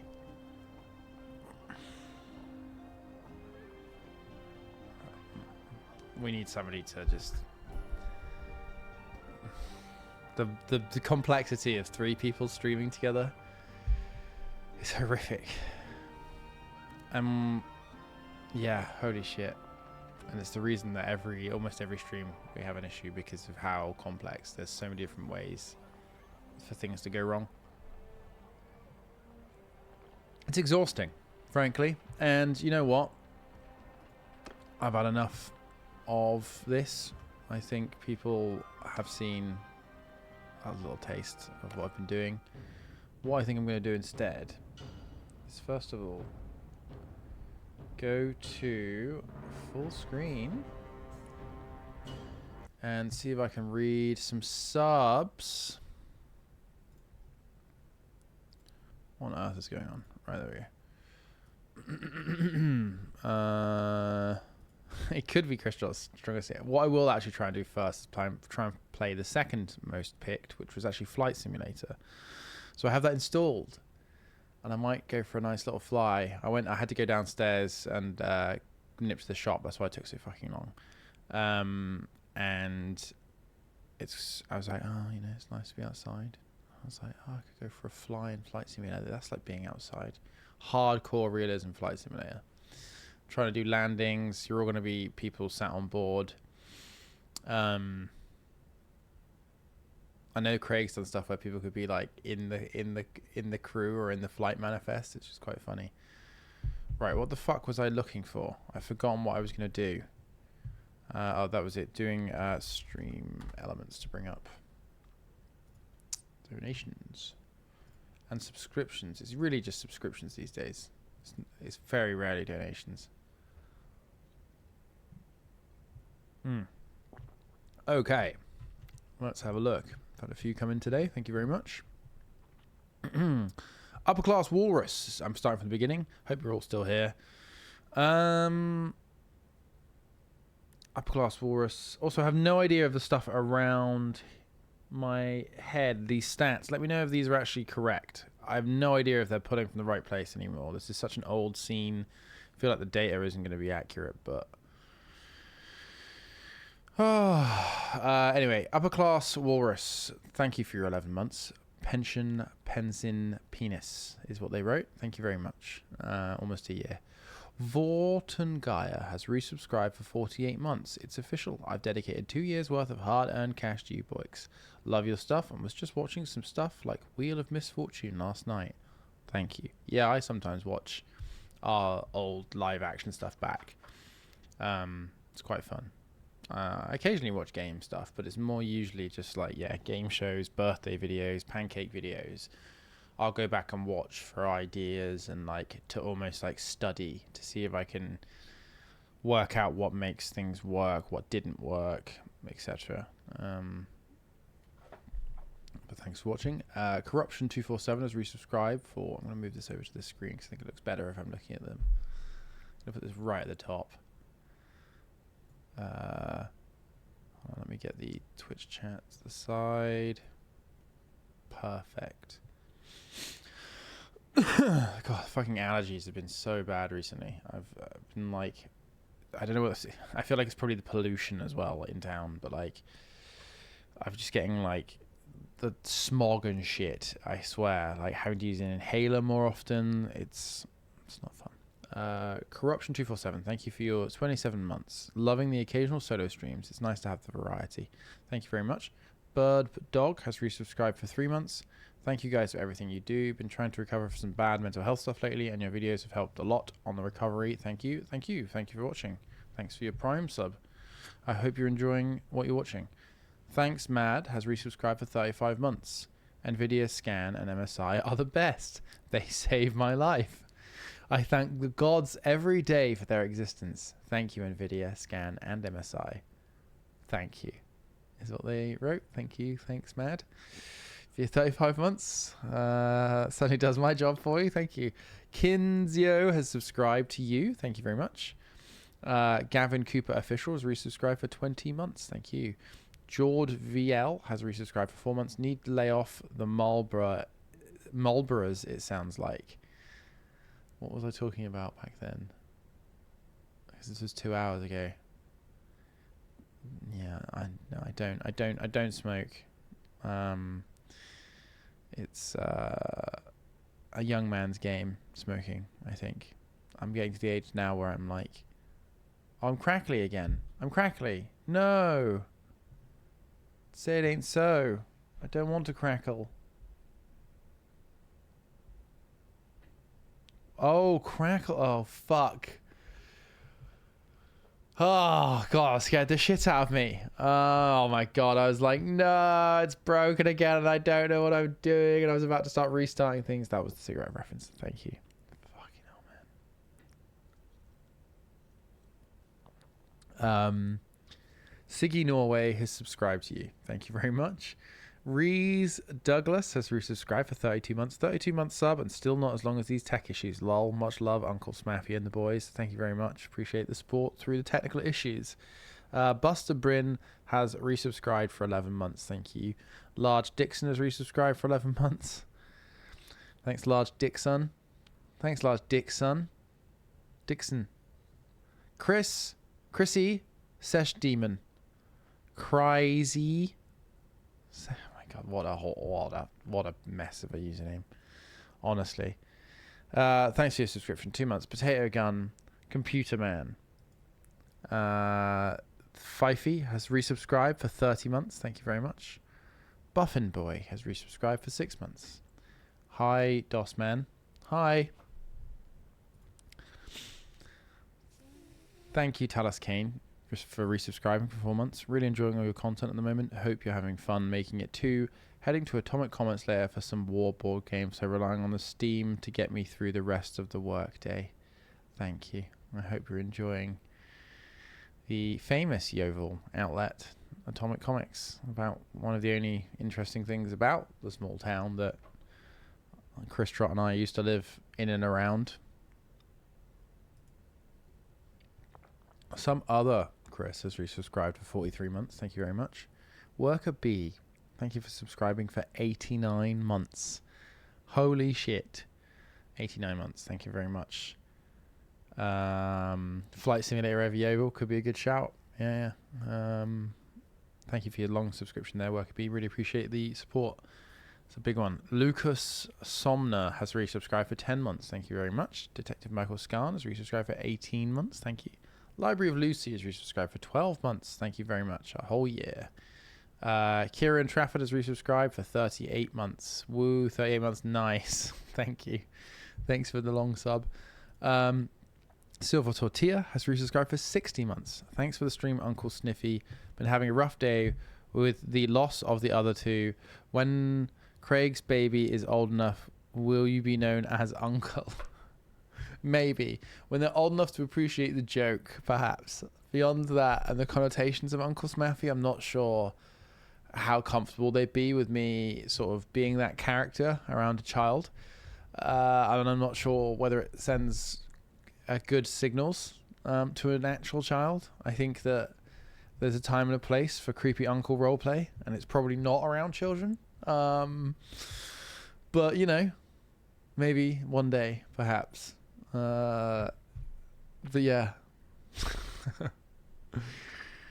Oh, you don't have to be creepy. But like the whole Uncle Smaffy thing is kind of creepy in its very nature, I think, isn't it?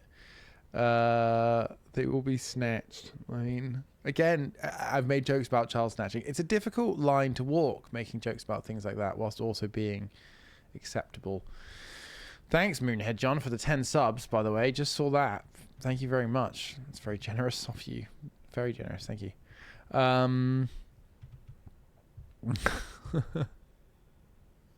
time and a place for creepy uncle jokes.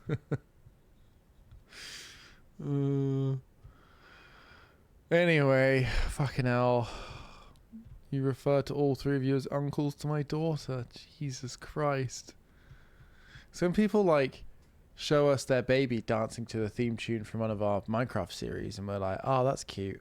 And then you think, well, hold on, what did we talk about in that? And not baby even, like young child. That's probably, because baby they're not going to know, are they? I don't think they do anyway. I think they take in some stuff, but like, I don't know whether we could, I don't know whether we could harm a child's development, you know? I'm not saying that we could. I don't think we have that kind of impact. I think kids are pretty resilient to a lot of stuff. But yeah, it does make you think. But it's weird, isn't it? It's just like that's the nature of the media you put out. You make these jokes based on you and the people around you thinking they're funny. And then obviously you change that context, put it in front of other people without our knowing. But with our consent, to be fair. Because like, it's not like, you shouldn't have done that. It's like, well, you know, it's out there. It's for people to view. It's not up to us to determine the context, nor to be responsible for the context either. Yeah, and I think people understand that. It's just kind of just a strange one to wrap your head around, I suppose. You're just like, if it was you in the room with those people, you probably wouldn't make that joke in front of that child. That's what I'm kind of saying, I think. And that's sort of how it feels, or rather, I think how it seems sometimes. Thank you to Ty Lal, who's resubscribed for 76 months. Thank you very much. Tournaments in Warband were more balanced, IMO. I didn't actually play Warband. This is actually my first Mount and Blade game.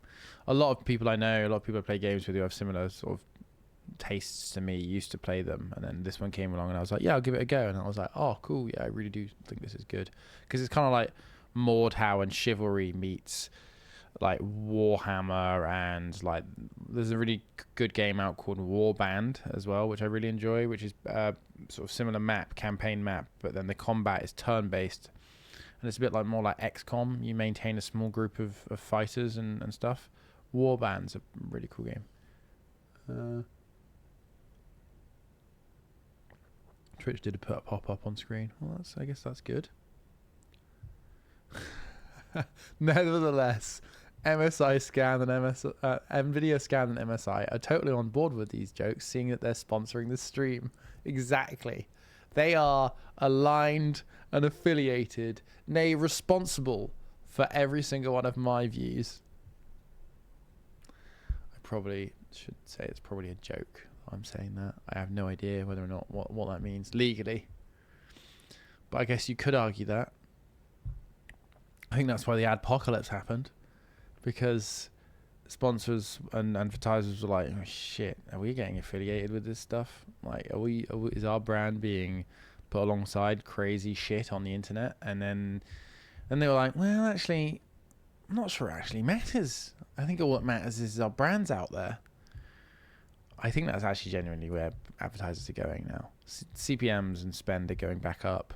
I think people are like, I mean, YouTube is becoming pretty fucking draconian in how they're like demonetizing stuff though, big time. Like, you know, we're getting claimed loads, well not claimed, we're getting like reduced or limited advertising, which basically just kills the monetary performance of a video.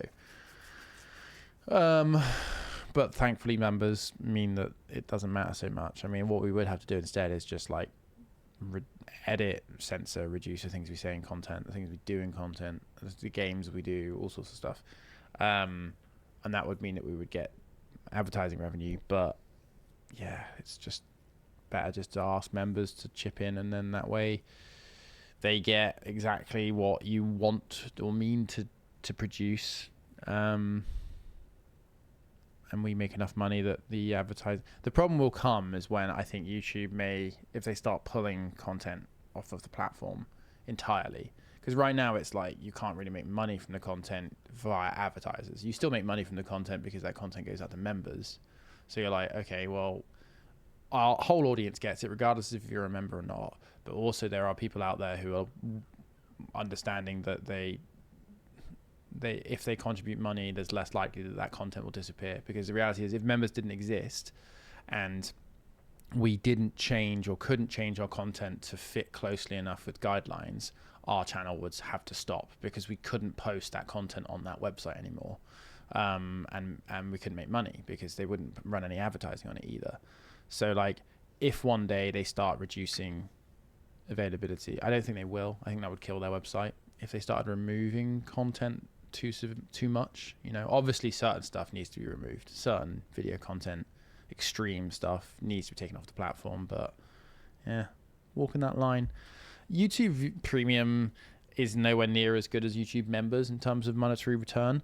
Basically how it works with YouTube Premium is in our back end of YouTube, you'll see a breakdown of like what earns you money, and so you'll have like skippable ads, or like I think it's called like short term skippable ads or something like that, is worth like this much, and then it will say like YouTube Premium paid you this much this month, and it's sort of just a figure, just a number, and I'm guessing it's just a percentage of your overall views or some shit. It's not an insignificant amount, but like it's not, you know, when members started and when people started to become members, we saw a much more significant and noticeable uplift versus like when YouTube Premium when the YouTube Premium option became a thing, we were like, oh yeah, so there's a little bit of money there coming in, but like because of the way that price per ad fluctuates, so you know, advertise those ads that roll at the start of a video, they change in value throughout the year depending on how much advertisers want that space. So it's they compete, and the more competition and more demand there is, so leading up to Christmas, for example, advertisers are trying to get their products in front of you, so there's more competition for that advertising space, so you're getting paid more per view of that advert. However, throughout the year at other times it may drop when they're not so interested in selling you stuff, so it's hard to tell what percentage YouTube Premium is based on, all this sort of shit. Memberships are like guaranteed, understandable income, and that's what's so good about them as well. But for us, it's just all upsides for us, you know. Like we try and make it so that there's value to members by creating extra bits of content, stuff like that. But ultimately, the end game, I think, is that channels will have to have paid subscriptions and memberships to survive, because I think eventually things will change to that point. Oh, did my computer just go to sleep? Am I still here? I thought I was getting silenced again.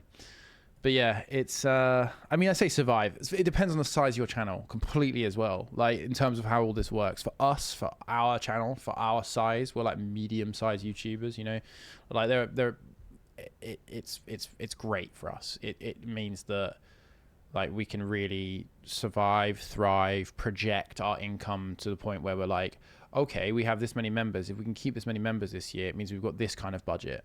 You know, really predictable. If you were bigger than us, you know, there are YouTubers out there that are getting like 5 million views a video. They get paid, you know, close to £100,000 for a brand deal, right? We do not. You know, I can't disclose too much, but like, you can work it out. If you look at the specs of our computers, they're perhaps four grandish per computer. So let's say there's 3 of those at 12 grand. So, we are promoting these excellent computers with brilliant specs. We're very lucky that the brand's chosen us to, you know, provide these amazing computers. And we've said to them, hey, you know, for like 3 months, we'll tell people all about these computers. We'll put things in our chat, you know, like, it's a big commitment for us. That's a big brand deal. Some people will, you know, only have to do like 1 video for something like that, but for us, you know, that's a big deal. You know, that we've got a certain amount of reach. These computers are awesome for us. They'll help us work for years now, hopefully. You know, that these will be the computers we'll have for several years. They'll be great for gaming, they'll be great for editing, all of this stuff.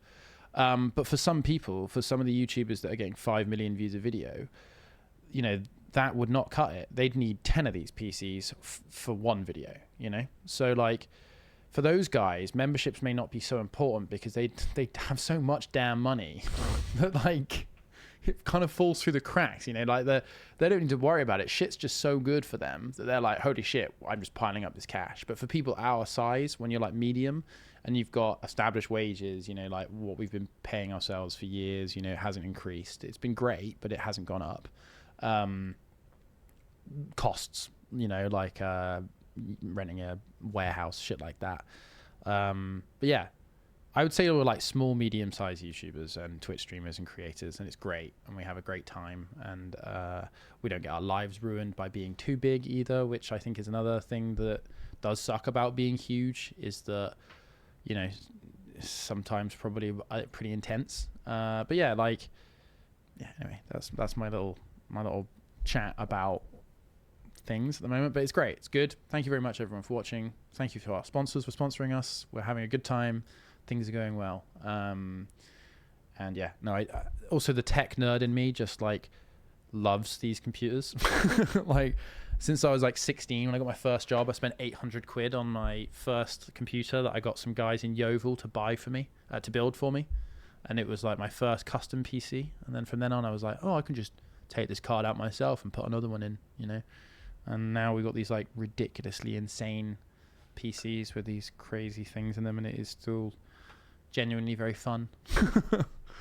Yeah, anyway. I'll finish these and then we'll go for a fly over Yeovil in Microsoft Flight Simulator.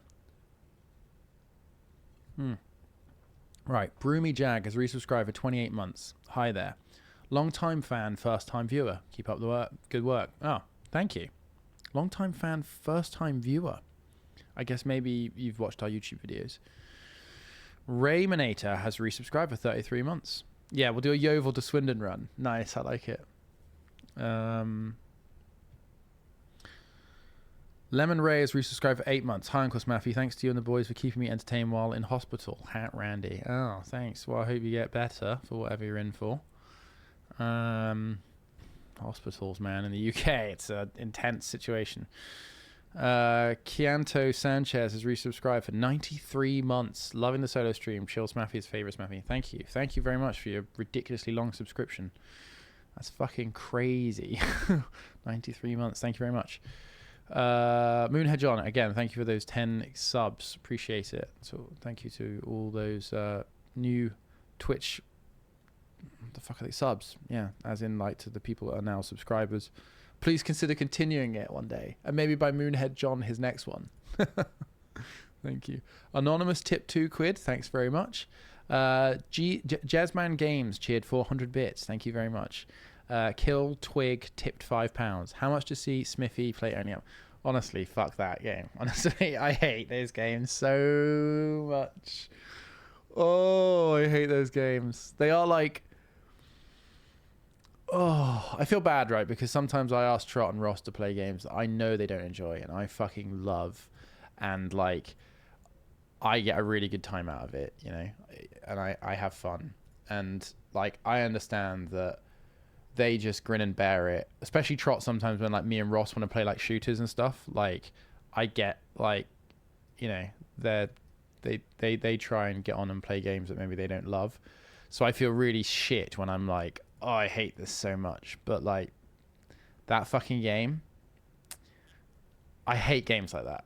The ones where it's just like, climb this thing arbitrarily, and like, it's such a fucking, like, I get why some people like them. I do kind of get it. Like, it's this like one of these like, you know, small little mechanics, but like it makes you want to succeed, or it makes you want to progress or whatever. I get that, but it's such I feel a gigantic waste of time. And I know that's rich, because like any game could be called a gigantic waste of time, but then at the same time, it's just like, I feel some games do things for people. You know, I feel like some games like tell you a story. Some games make you work together with people. Some games make you understand managing something. You know, like there are lots of different upsides and positive impacts of different kinds of computer games. Games like that, I feel, don't bring that to the table, and that's fine. Sometimes the games can just be fun or make you laugh or whatever, but the game doesn't do that either. And I'm like, and then you go like, well, maybe it's just a craft thing. Maybe it's just a fucking well-made game, or maybe it's just like a fundamental enjoyable thing. And I think that's probably what it is, because some people enjoy that kind of feeling of progressing and getting higher and higher and seeming they beat their previous best. I personally don't, so that's probably why I don't like it. But I just feel that they're so lazy in their design of those style of games. It's just like, stack a load of fucking assets up and have somebody mantle take a fucking regular movement like model for characters and then add like mantling, and it's just so like, fuck, man, like, it's just lazy. I don't know. It's like, well, if it's so lazy, make it yourself. It's like, fair. And I mean, like, fair. Oh good, I checked to see if this game was updated before I streamed today, but you have to fucking load it, so it has to check its own content when you're in the game. And I've got a 130 gigabyte update. Oh, fucking great. I'm going to see how quickly this goes. I'm getting 250 megabits per second, which seems quick. I'm not sure it's quick enough though.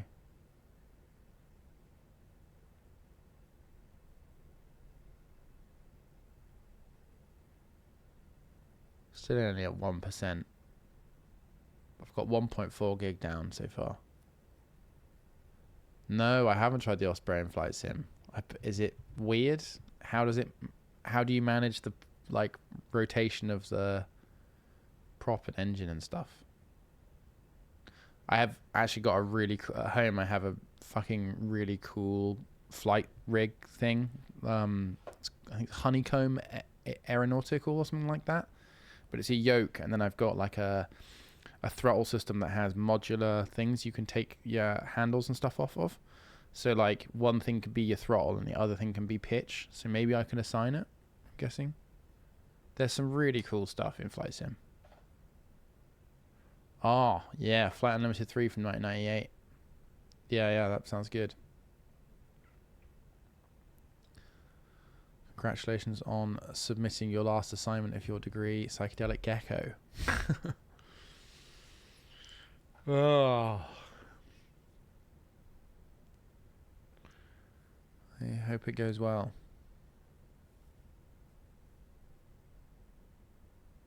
Where did you visit in Australia?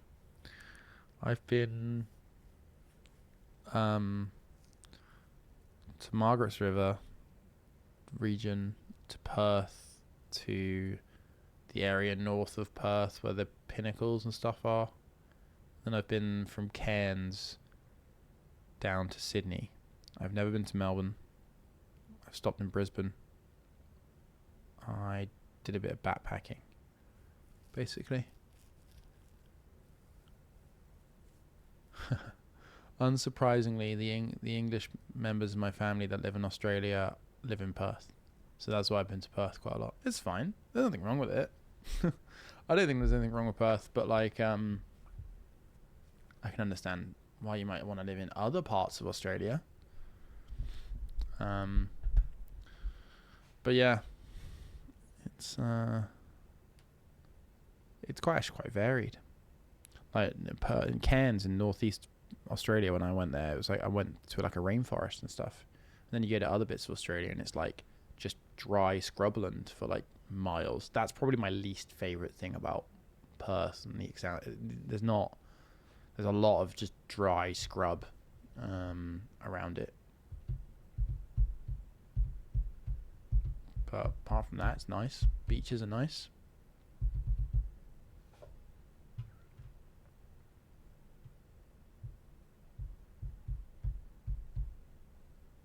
Currently in Perth.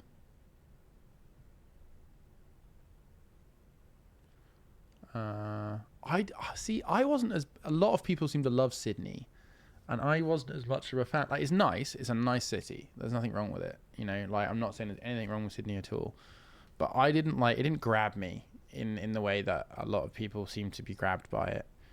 I really liked. Where did I like? I quite liked the sort of sugarcane country. There's like a whole part of northeastern and like eastern Australia that's just like miles and miles and miles and miles of sugarcane, and that is kind of like feels like sort of America, like classic America in some respects. You know, like almost like miles of just farmland. Quite a funny story about the sugarcane is they had a problem with sugarcane beetles eating all the sugarcane. So they thought that they should bring in some cane toads from America. I think it's cane toads, to try and deal with all of these beetles. But it turns out they got it the wrong way around, and one species comes out of the day and the other species comes out of the night. So they don't actually predate on them, but the cane toads just ate everything else. And so now there are just these fucking invasive toads everywhere. That you've got to like, I think do you have to report them still to get rid of them? So there's like species of toads that are just like killed with reckless abandon. Yeah, we run them over because it's just like they're like the catfish of the toad world. So they just fucking eat everything, and they're just super successful. Yeah. Oh, unfortunately, this download is taking forever.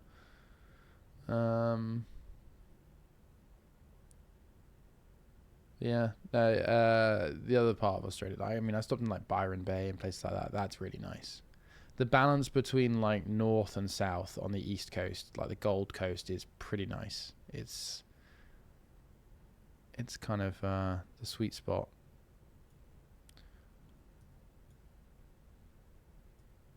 But I could live in Perth. It's not like I don't. You can live anywhere really. Brisbane was pretty industrial, and like when it gets really hot, Brisbane feels like it's just like not in the right place in the world, because it was quite when I went through it seemed quite industrial. Perth's like out there on the west coast, and it's got a lot of like English expats living there. A lot of like Australians are over on the southeast as well. So you got like Melbourne, Sydney, and those kind of places. So there's a lot of them metropolitan, and like I guess comedy and stuff is coming out of there. So yeah, they get ribbed quite a lot in Perth, I think.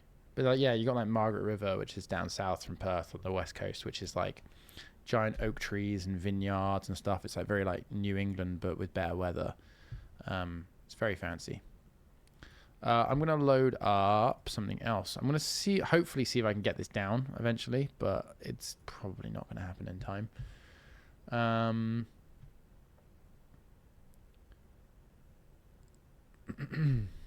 And then we will play some Cyberpunk, I think.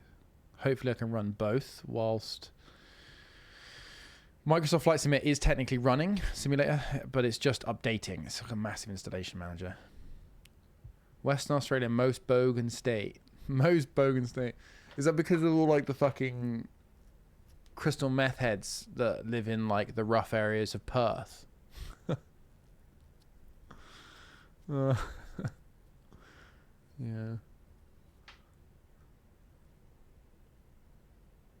A lot of meth heads.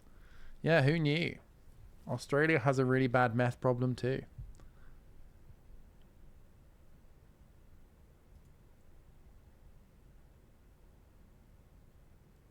Fucking hell. So I know the miners who make a shit ton of money, but like they're spending that on meth? For fuck's sake.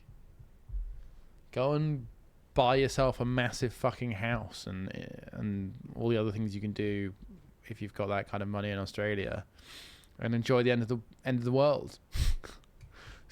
Kick back, crack yourself open a cold one, put your feet up,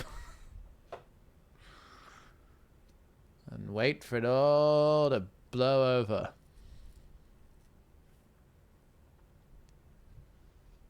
Ooh, the crime capital of Queensland. Very fancy.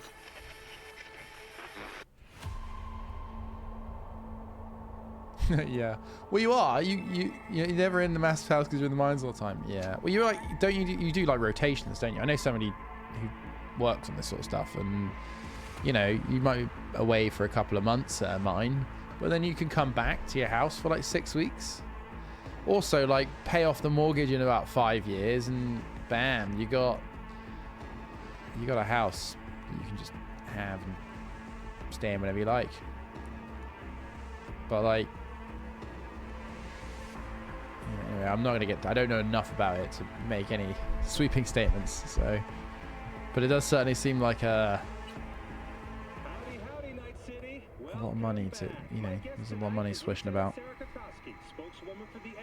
I don't know what in these scenes in this game, am I meant to like learn something from what's going on the television, or is it just like makes the loading screen a bit more interesting? Oh, I've got to wipe my left key. I hope I don't accidentally kill anyone. Oh shit.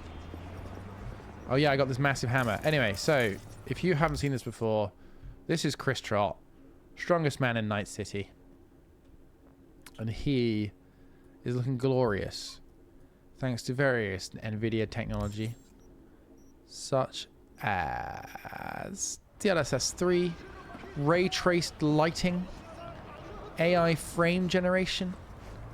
Oh, fucking hell, this is just running insanely well. Yeah, so I've got frame generation on. Uses AI to work out what the next frame's going to be to make a smoother, higher frame rate experience. It's the future. I'm playing the future right now. Chris Trott, strongest man in Night City. So what I've been doing in this playthrough is putting every stat into body. Every time I get a level up, it just goes into body, which adds 5 health points, adds 3 stamina points, increased damage with fists and gorilla arms. I've been doing quests and other shit to try and get to a level. I think I need to get to level 20, street cred 20, to the point where I can actually fucking get the gorilla arms to make me strongest man in Night City. But I also do have like a lot of melee skills. I'm going to go to this NYPD, NCPD, like encounter. Just some random thugs in a street.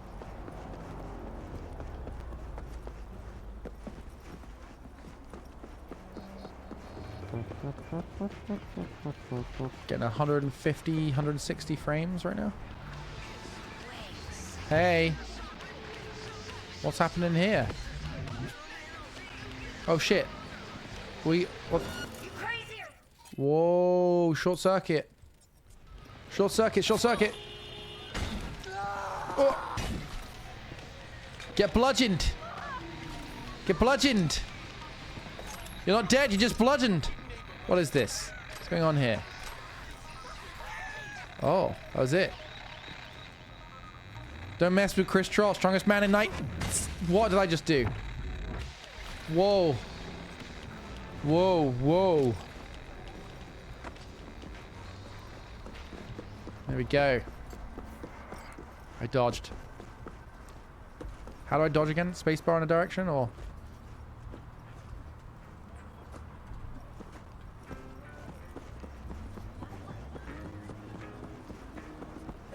The cyber psychosis. Okay, that's recharged. Nice. The synaptic accelerator, is that the thing? Right, no, that's the thing. When I get engaged, or when I get attacked. Okay, right. So there's something. Main jobs. Why are my hands so greasy? What have I been eating?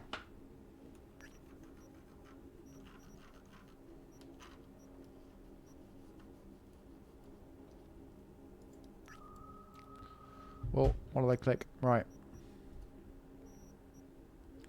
Beat the brat. I've already done the fight. I can't do the... Problem is, like, I'm not high enough level yet to take on the next, like, big fights. What is that? Fuck off. I don't want it. I don't want this. I don't want that. I don't have enough money for gorilla arms yet. All the street cred, I think.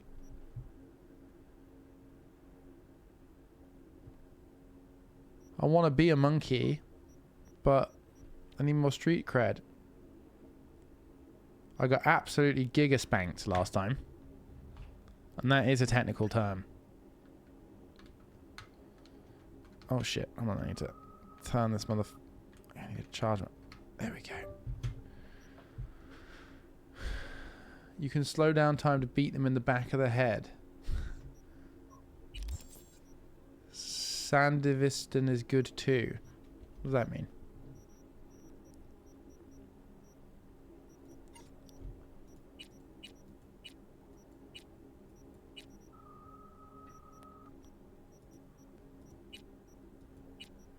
Cyber psychos. I want to go and track these cyber psychos. Shall I fight the cyber psychos? Danger moderate. This cyber psycho doesn't seem that dangerous if he's only moderate. Where are the cyber psychos? Why can't I find where the cyber psychos are? I need to fight the cyber psychos. Is this where the cyber psychos are? If I take away the main jobs, will it only show me cyber psychos? Oh, so there's these cyber psychos. This is the cyber psycho sighting. Right, I'll try and track this one. Do I need to fight the cyber psychos?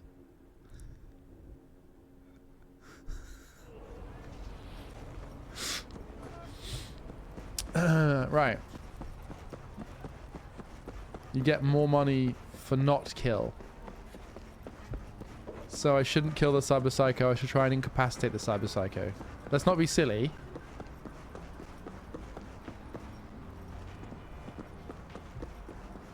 Are we all going to turn into cyber psychos? Careful, guys. All this cybering we're doing. I think I'm fighting cyber psychos. Hammer! I've got a hammer! I should stop being so cyber silly. I should. Are you guys having cyber socials?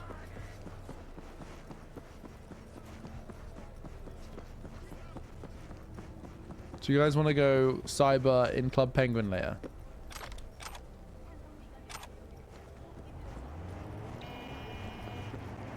I've got a private shard set up. Just to keep it alive.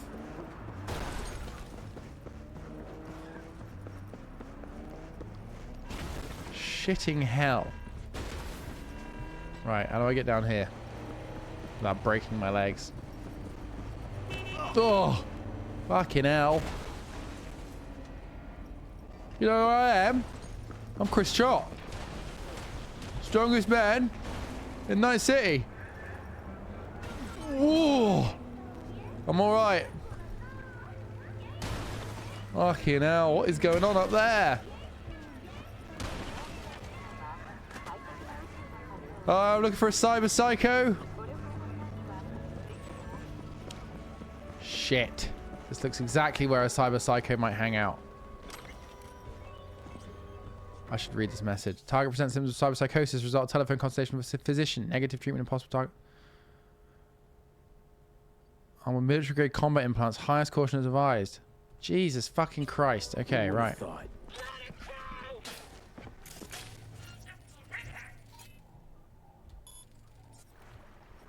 shit. Has it seen me?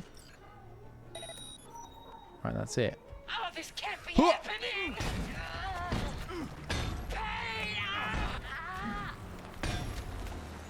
No, you don't. I'm Chris Trott. Aim fucking steady! Oh, I'm Chris Trott.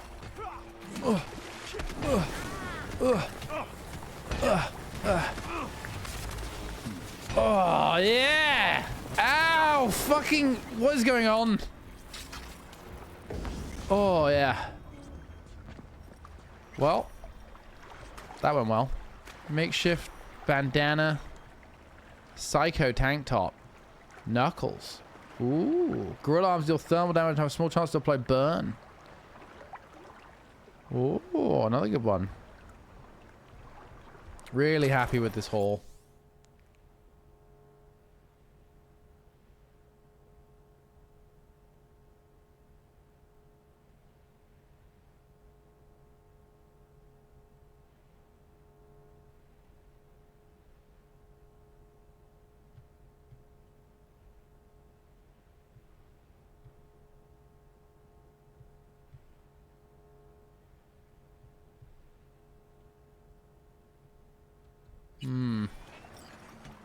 Holy shit. Well, she went mental and they tried to kill her. Pretty dark. Doesn't sound like the corpse looking after anyone, does it? I was just reading, sorry. I thought you were all reading it as well. I'll read it out next time. Fucking corpos, man. Wait, what's down here? Is there something I missed?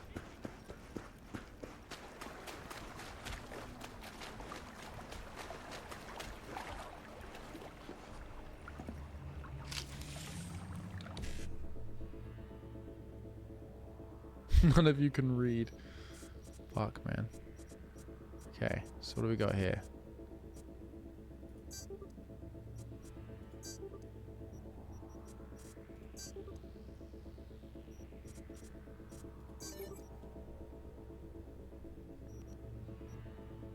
Cool. Got some money, I think. Not bad. Not bad.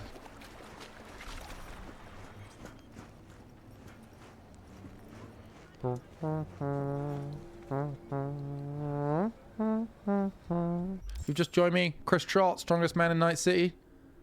Love and life in Cyberpunk with DLSS 3. RTX ray trace lighting, all powered by an NVIDIA 4080 with an MSI cooler. You know, the aftermarket cooler. This car looks cool. Can I steal this? I can't. Okay, well, I mean, that seems pretty good. Did that increase my street cred at all? That went well. Character. How far off? Oh, we're pretty close to a level. Okay, cool. I'm going to do a couple cyber psychos then. These seem to be good. Another one up here. Man, I'm worried, man. This seems to be a lot of cyber psychos is what I'm saying. They seem to be popping up.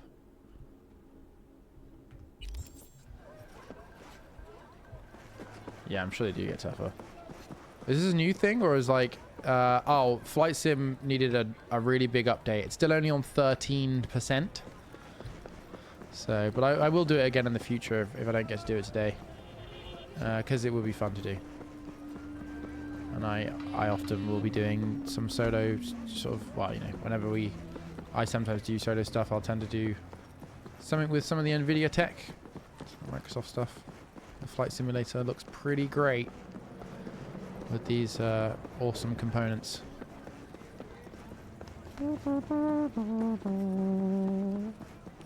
Hi, yeah, I don't know how to summon a vehicle. I don't think I own one, so I'm just running down the road This is a steep fucking road. Jeez. Luckily, that doesn't matter to Chris Trott, strongest man in Night City. What's this?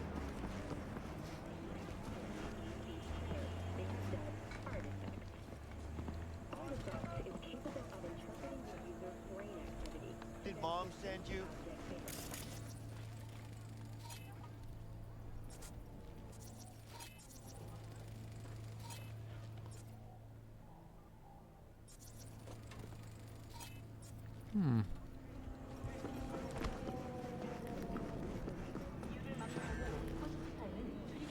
Maybe upstairs, maybe.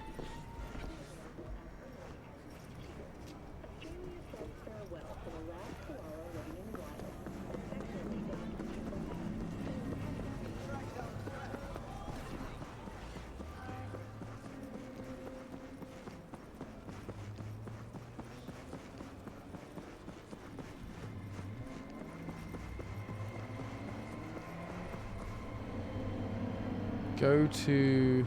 How do I go to my garage? Character. Nope.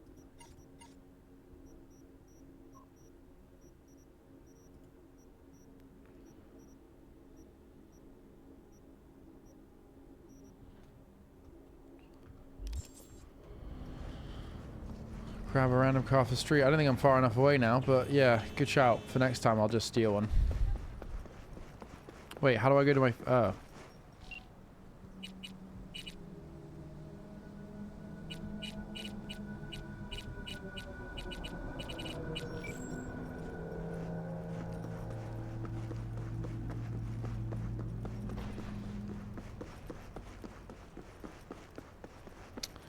Oh, it's a quest. Right, what's the... Is it purchasable vehicles? Is it this one?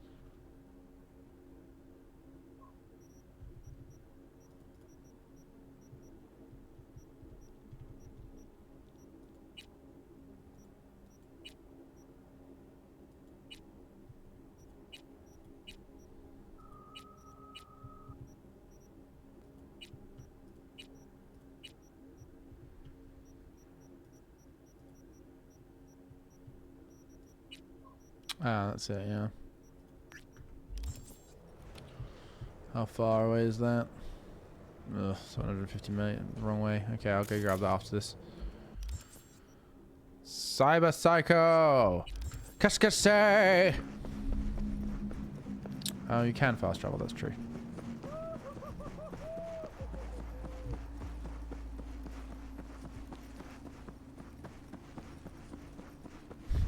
Like this game close to 5 times. Wow. Big fan. Thanks for the tips. How the fuck do I get up here?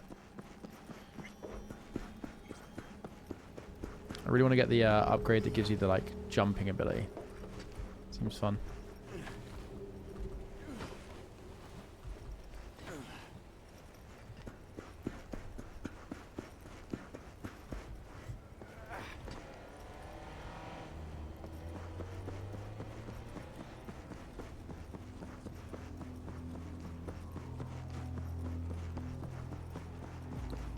Okay, here we go. We got another psycho.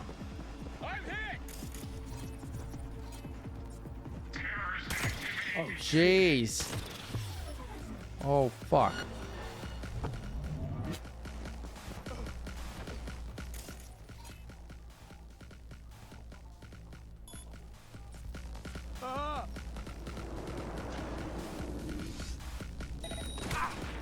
Fucking hell.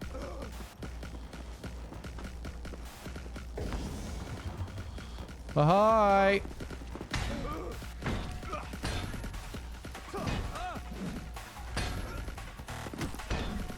Get incapacitated, son. Right.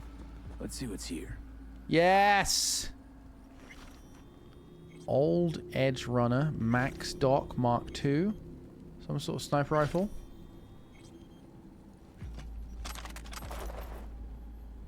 Let's have a look at the sniper rifle a sec. Just the one should I just pick it up? I haven't really looked into guns that much. This one here, right? Okay.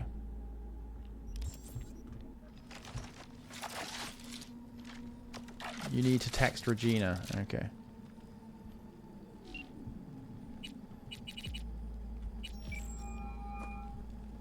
V. What? See you around. Bye, V.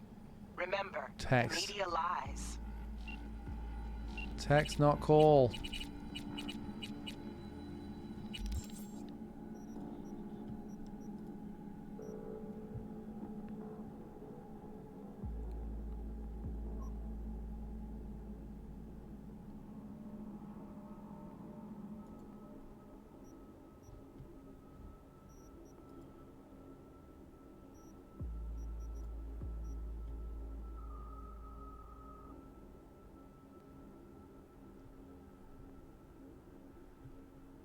I mean, I hit it with a hammer. I thought that doesn't...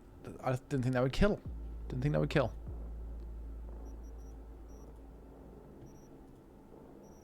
Okay. You hit it after they fell down. That kills. Ah, shit. Ooh, level up. Yay. Guess what I'm going to do with my level up? That's right. I'm going to go into body. I'm going to continue to make Chris Trott strong.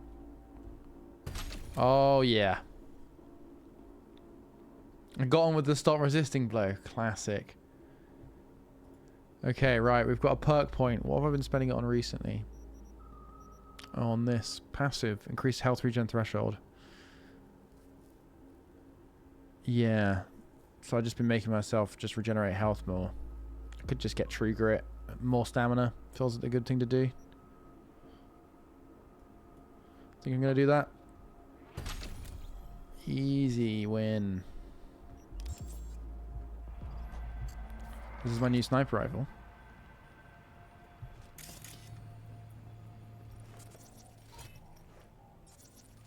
Where's the Cyber Psycho? Have I killed it? This was it, wasn't it?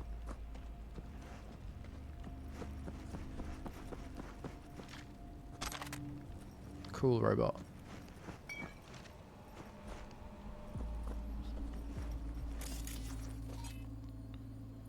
Okay. Shot in the back, man.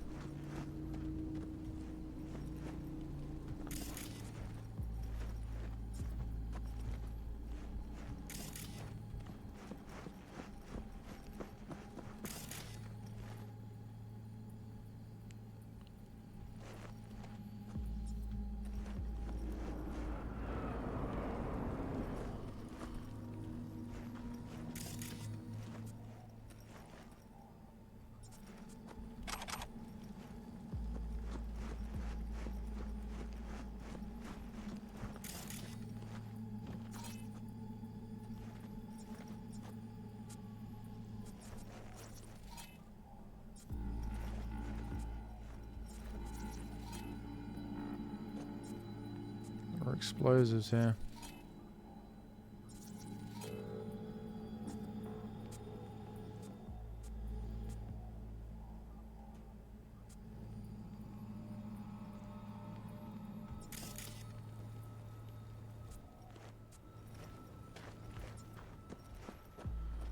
Well, I'm still getting used to all the stuff that it says in those menus. So like, the hell was that?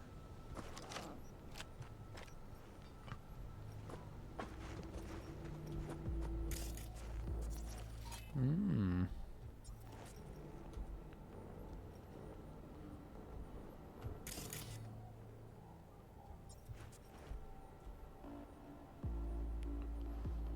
What have we got here?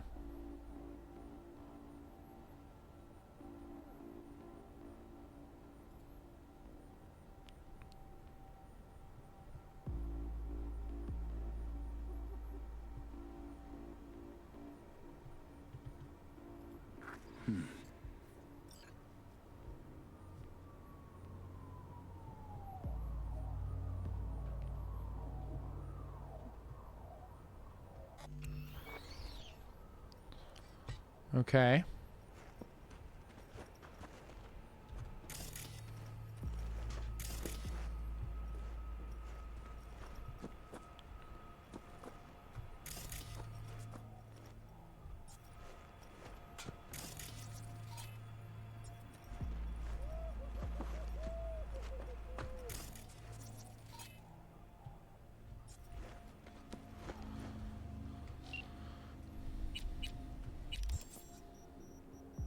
Talk to Regina again.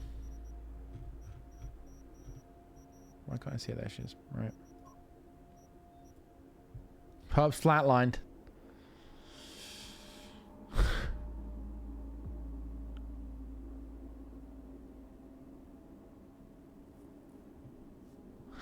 These are all just like, huh, guess if it just had this, could have been so much better. It's just like, yeah, I suppose so, yeah.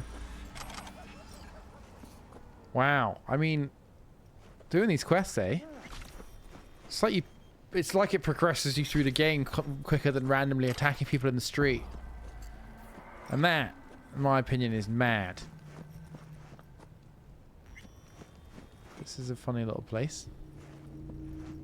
It is very odd, isn't it? Very, very strange indeed. Okay, so I need to do that side job. Gigs. Ryan gigs. Fast travel because I need to go and do my quest to go and get my car. Okay, that is over here. Right. So if I go to this fast travel point, that's where I travel from, right? Is it down here somewhere? Fucking hell. The hell's that?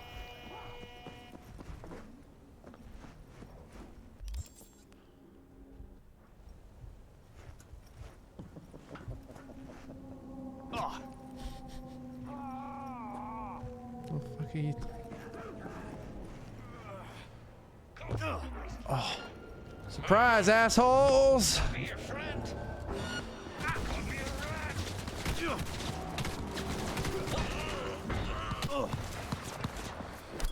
Whoa, shit!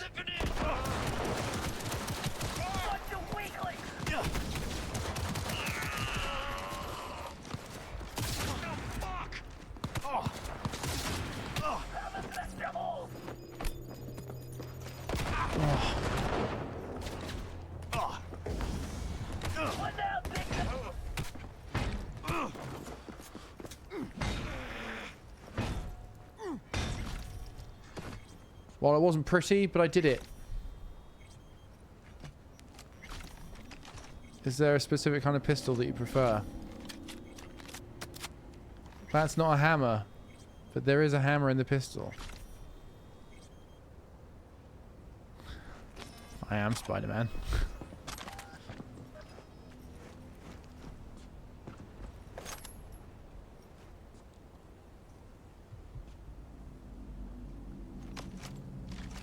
Yes. Can I get anything good out of this? I don't know why. I just heard some people arguing, and it's like, haha! It's time to become a vigilante. For it is I, Chris Trott. What's this? Smart weapon. Ah, yeah. I don't think I have a smart weapon link now, yet. Didn't feel very Chris Trott. Right, we've got shotguns. Lots of shotguns. Is this a smart shotgun? Fucking hell. Whoa, that is a cool looking weapon.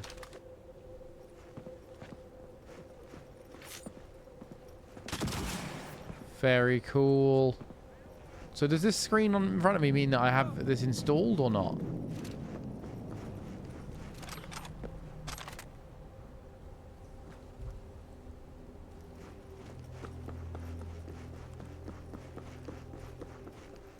So do I need to, does it mean I already got the chip in or not? Oh. A perp. What's this doing here? Skill shard. What? Oh, fuck!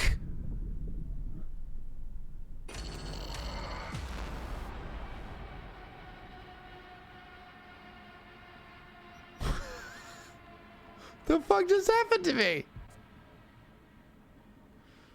Oh, man.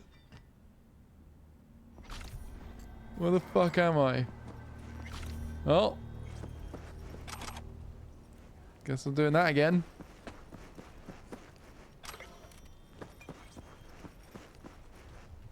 Wait, have I not done this quest yet? Ah.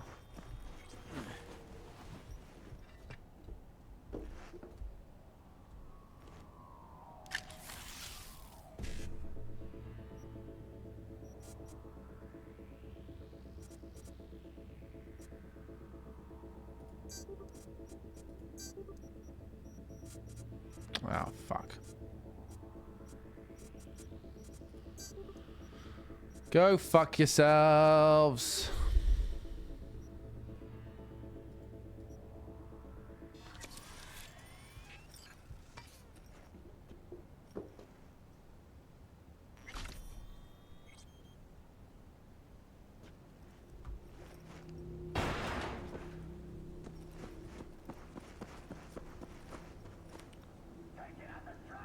Okay, right, so they're still down there.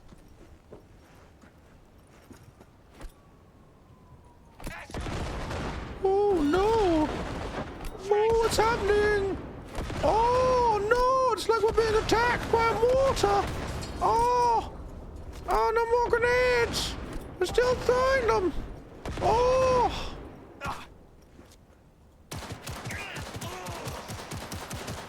I'll deal with this fuckstick.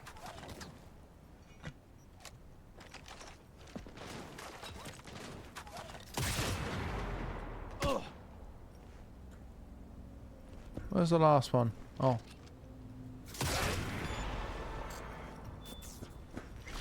There's some bad weather. Shit! Ugh. Ugh. I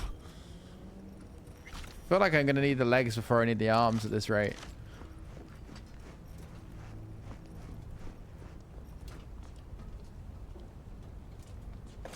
I can hold the shooty button down.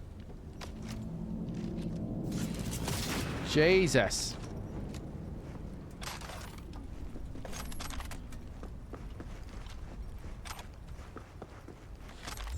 Smirtgern.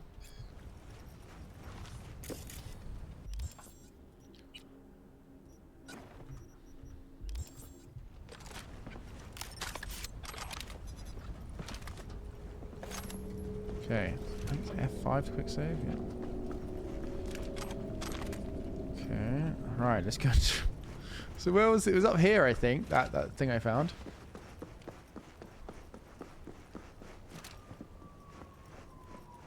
Forget enhanced and you're going to need legs just for replacement. That is very true. Okay, so I can hack this instead, I think. So. What does it say this was? Security turret. Interaction type lethal.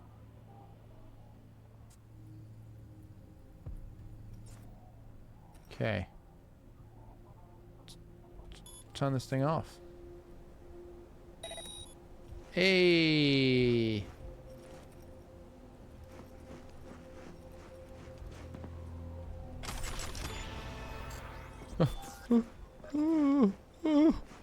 What is the skill shard annihilation? What did I just get? Does that just did that automatically get applied to me? XP progress for a skill. Crystal is brains and bomb. I got an extra perk though. See, there's something in Street Brawler worth looking at.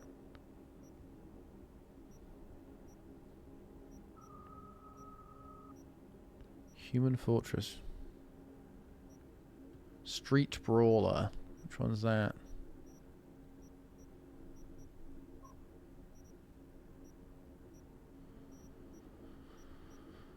Well, you are on it. Oh, you just mean the whole tree in general. I thought it was the name of a particular thing.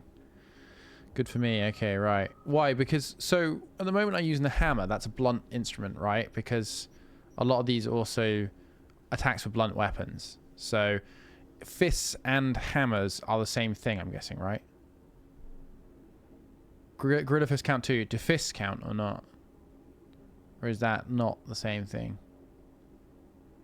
Okay, cool. So any of these talents in athletics or street brawler, as long as I'm hitting them with some form of melee, are usually all right. What's another good one to go for then? So at the moment, I'm pretty deep into... I mean, I've got a bunch of stuff. Got a load of regen. got increased melee damage, increased max health. Getting hits does not interrupt health regeneration. And then I've got a lot of the regen stuff. Street Brawler better for perks. Okay.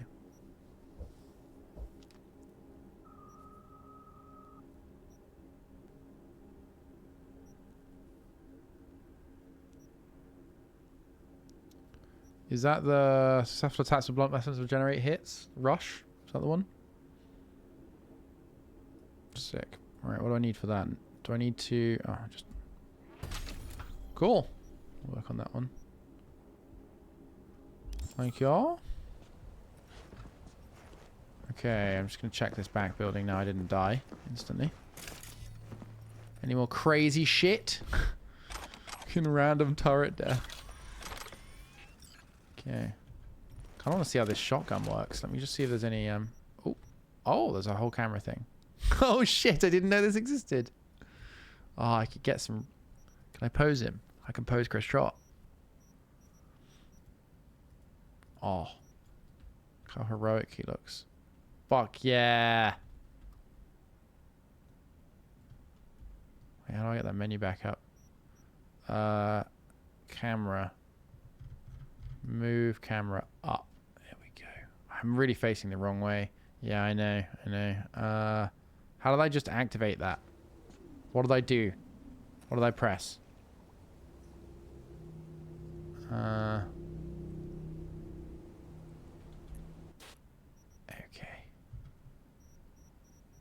Pose.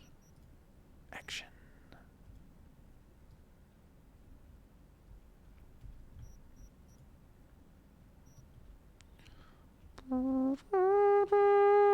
It's just not a good look, is it? Muzzle flash. Oh, cool. Holy shit. Expression. Charm.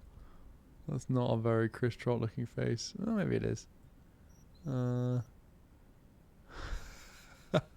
Boredom. That's pretty Chris Trott. Anger. Yeah, I've seen a lot of that. Satisfaction.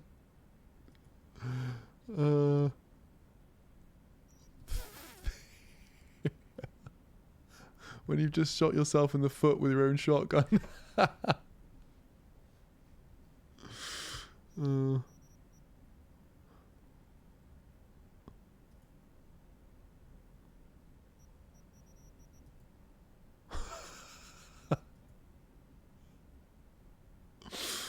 Oh man.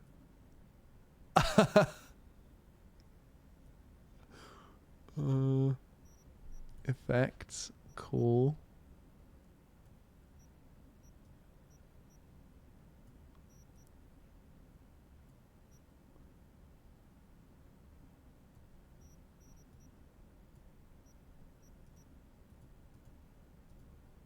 Okay, these are all just kind of really shitty filters. Oh, there's no stickers. Okay, cool. The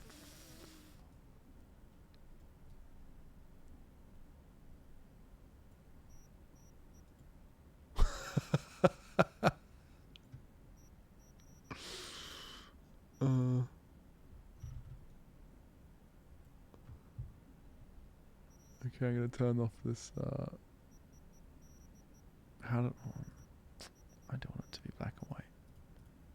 Oh, fucking hell.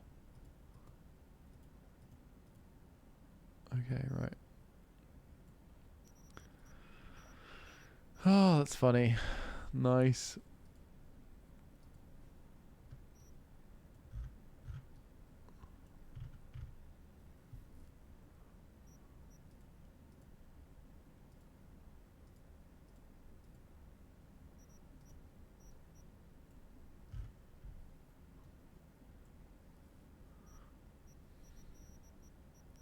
Okay, now how do I hide this tab? I'm not sure that looks enough like his face.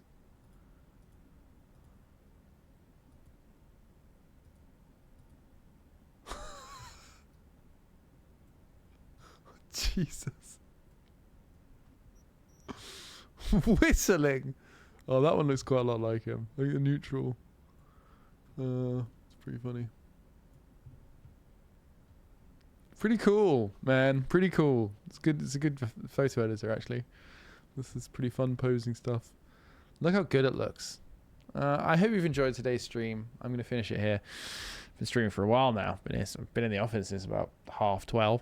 I know that's not very long, but you know, I keep the energy high. Thanks very much for watching today. Thanks again to our sponsors, NVIDIA Scan and MSI, for supplying these great machines to play great games. They look like this. It's a brief look into Chris Trott's Strongest Man in Night City's career. It's going well. I'm going to just save this. We'll get back into this soon. Whenever I play this, I'm always like, I want to play this more, because whenever I do actually quite enjoy it. Especially when you see the progression and unlocking skills and builds and stuff. Like, I can see why you might get quite a lot of you know, replayability out of it, trying different builds. I'm just going to check on subs and dubs before I finish. Yeah, Flight Sim's only at 19% still, so it wouldn't have been anywhere near ready. Thanks very much to Jasmine Games, who's resubscribed for 13 months. Thank you. Simon HDTV's resubscribed for 3 months. It's been far too long since I've watched your incredible ads. Hope all's going well with you guys. It is. Thank you very much. Vasily Borodin has resubscribed for 19 months. Thank you very much for that long streak. Thanks everybody for watching today. I hope you've had a good time. I'm going to set up a raid. Let's have a look who's on at the moment. I'm going to send you over to Sips. Join the raid if you'd like. Thanks again everybody for donating, subbing, all those things today. I hope you've had a good time, and we will see you again, all three of us, I think, tomorrow. Usual time around 2 o'clock UK time. Thanks very much. I'm going to go to BRB whilst I then go and work out how to stop the stream. So we might not stop immediately, but go with the raid. Bye.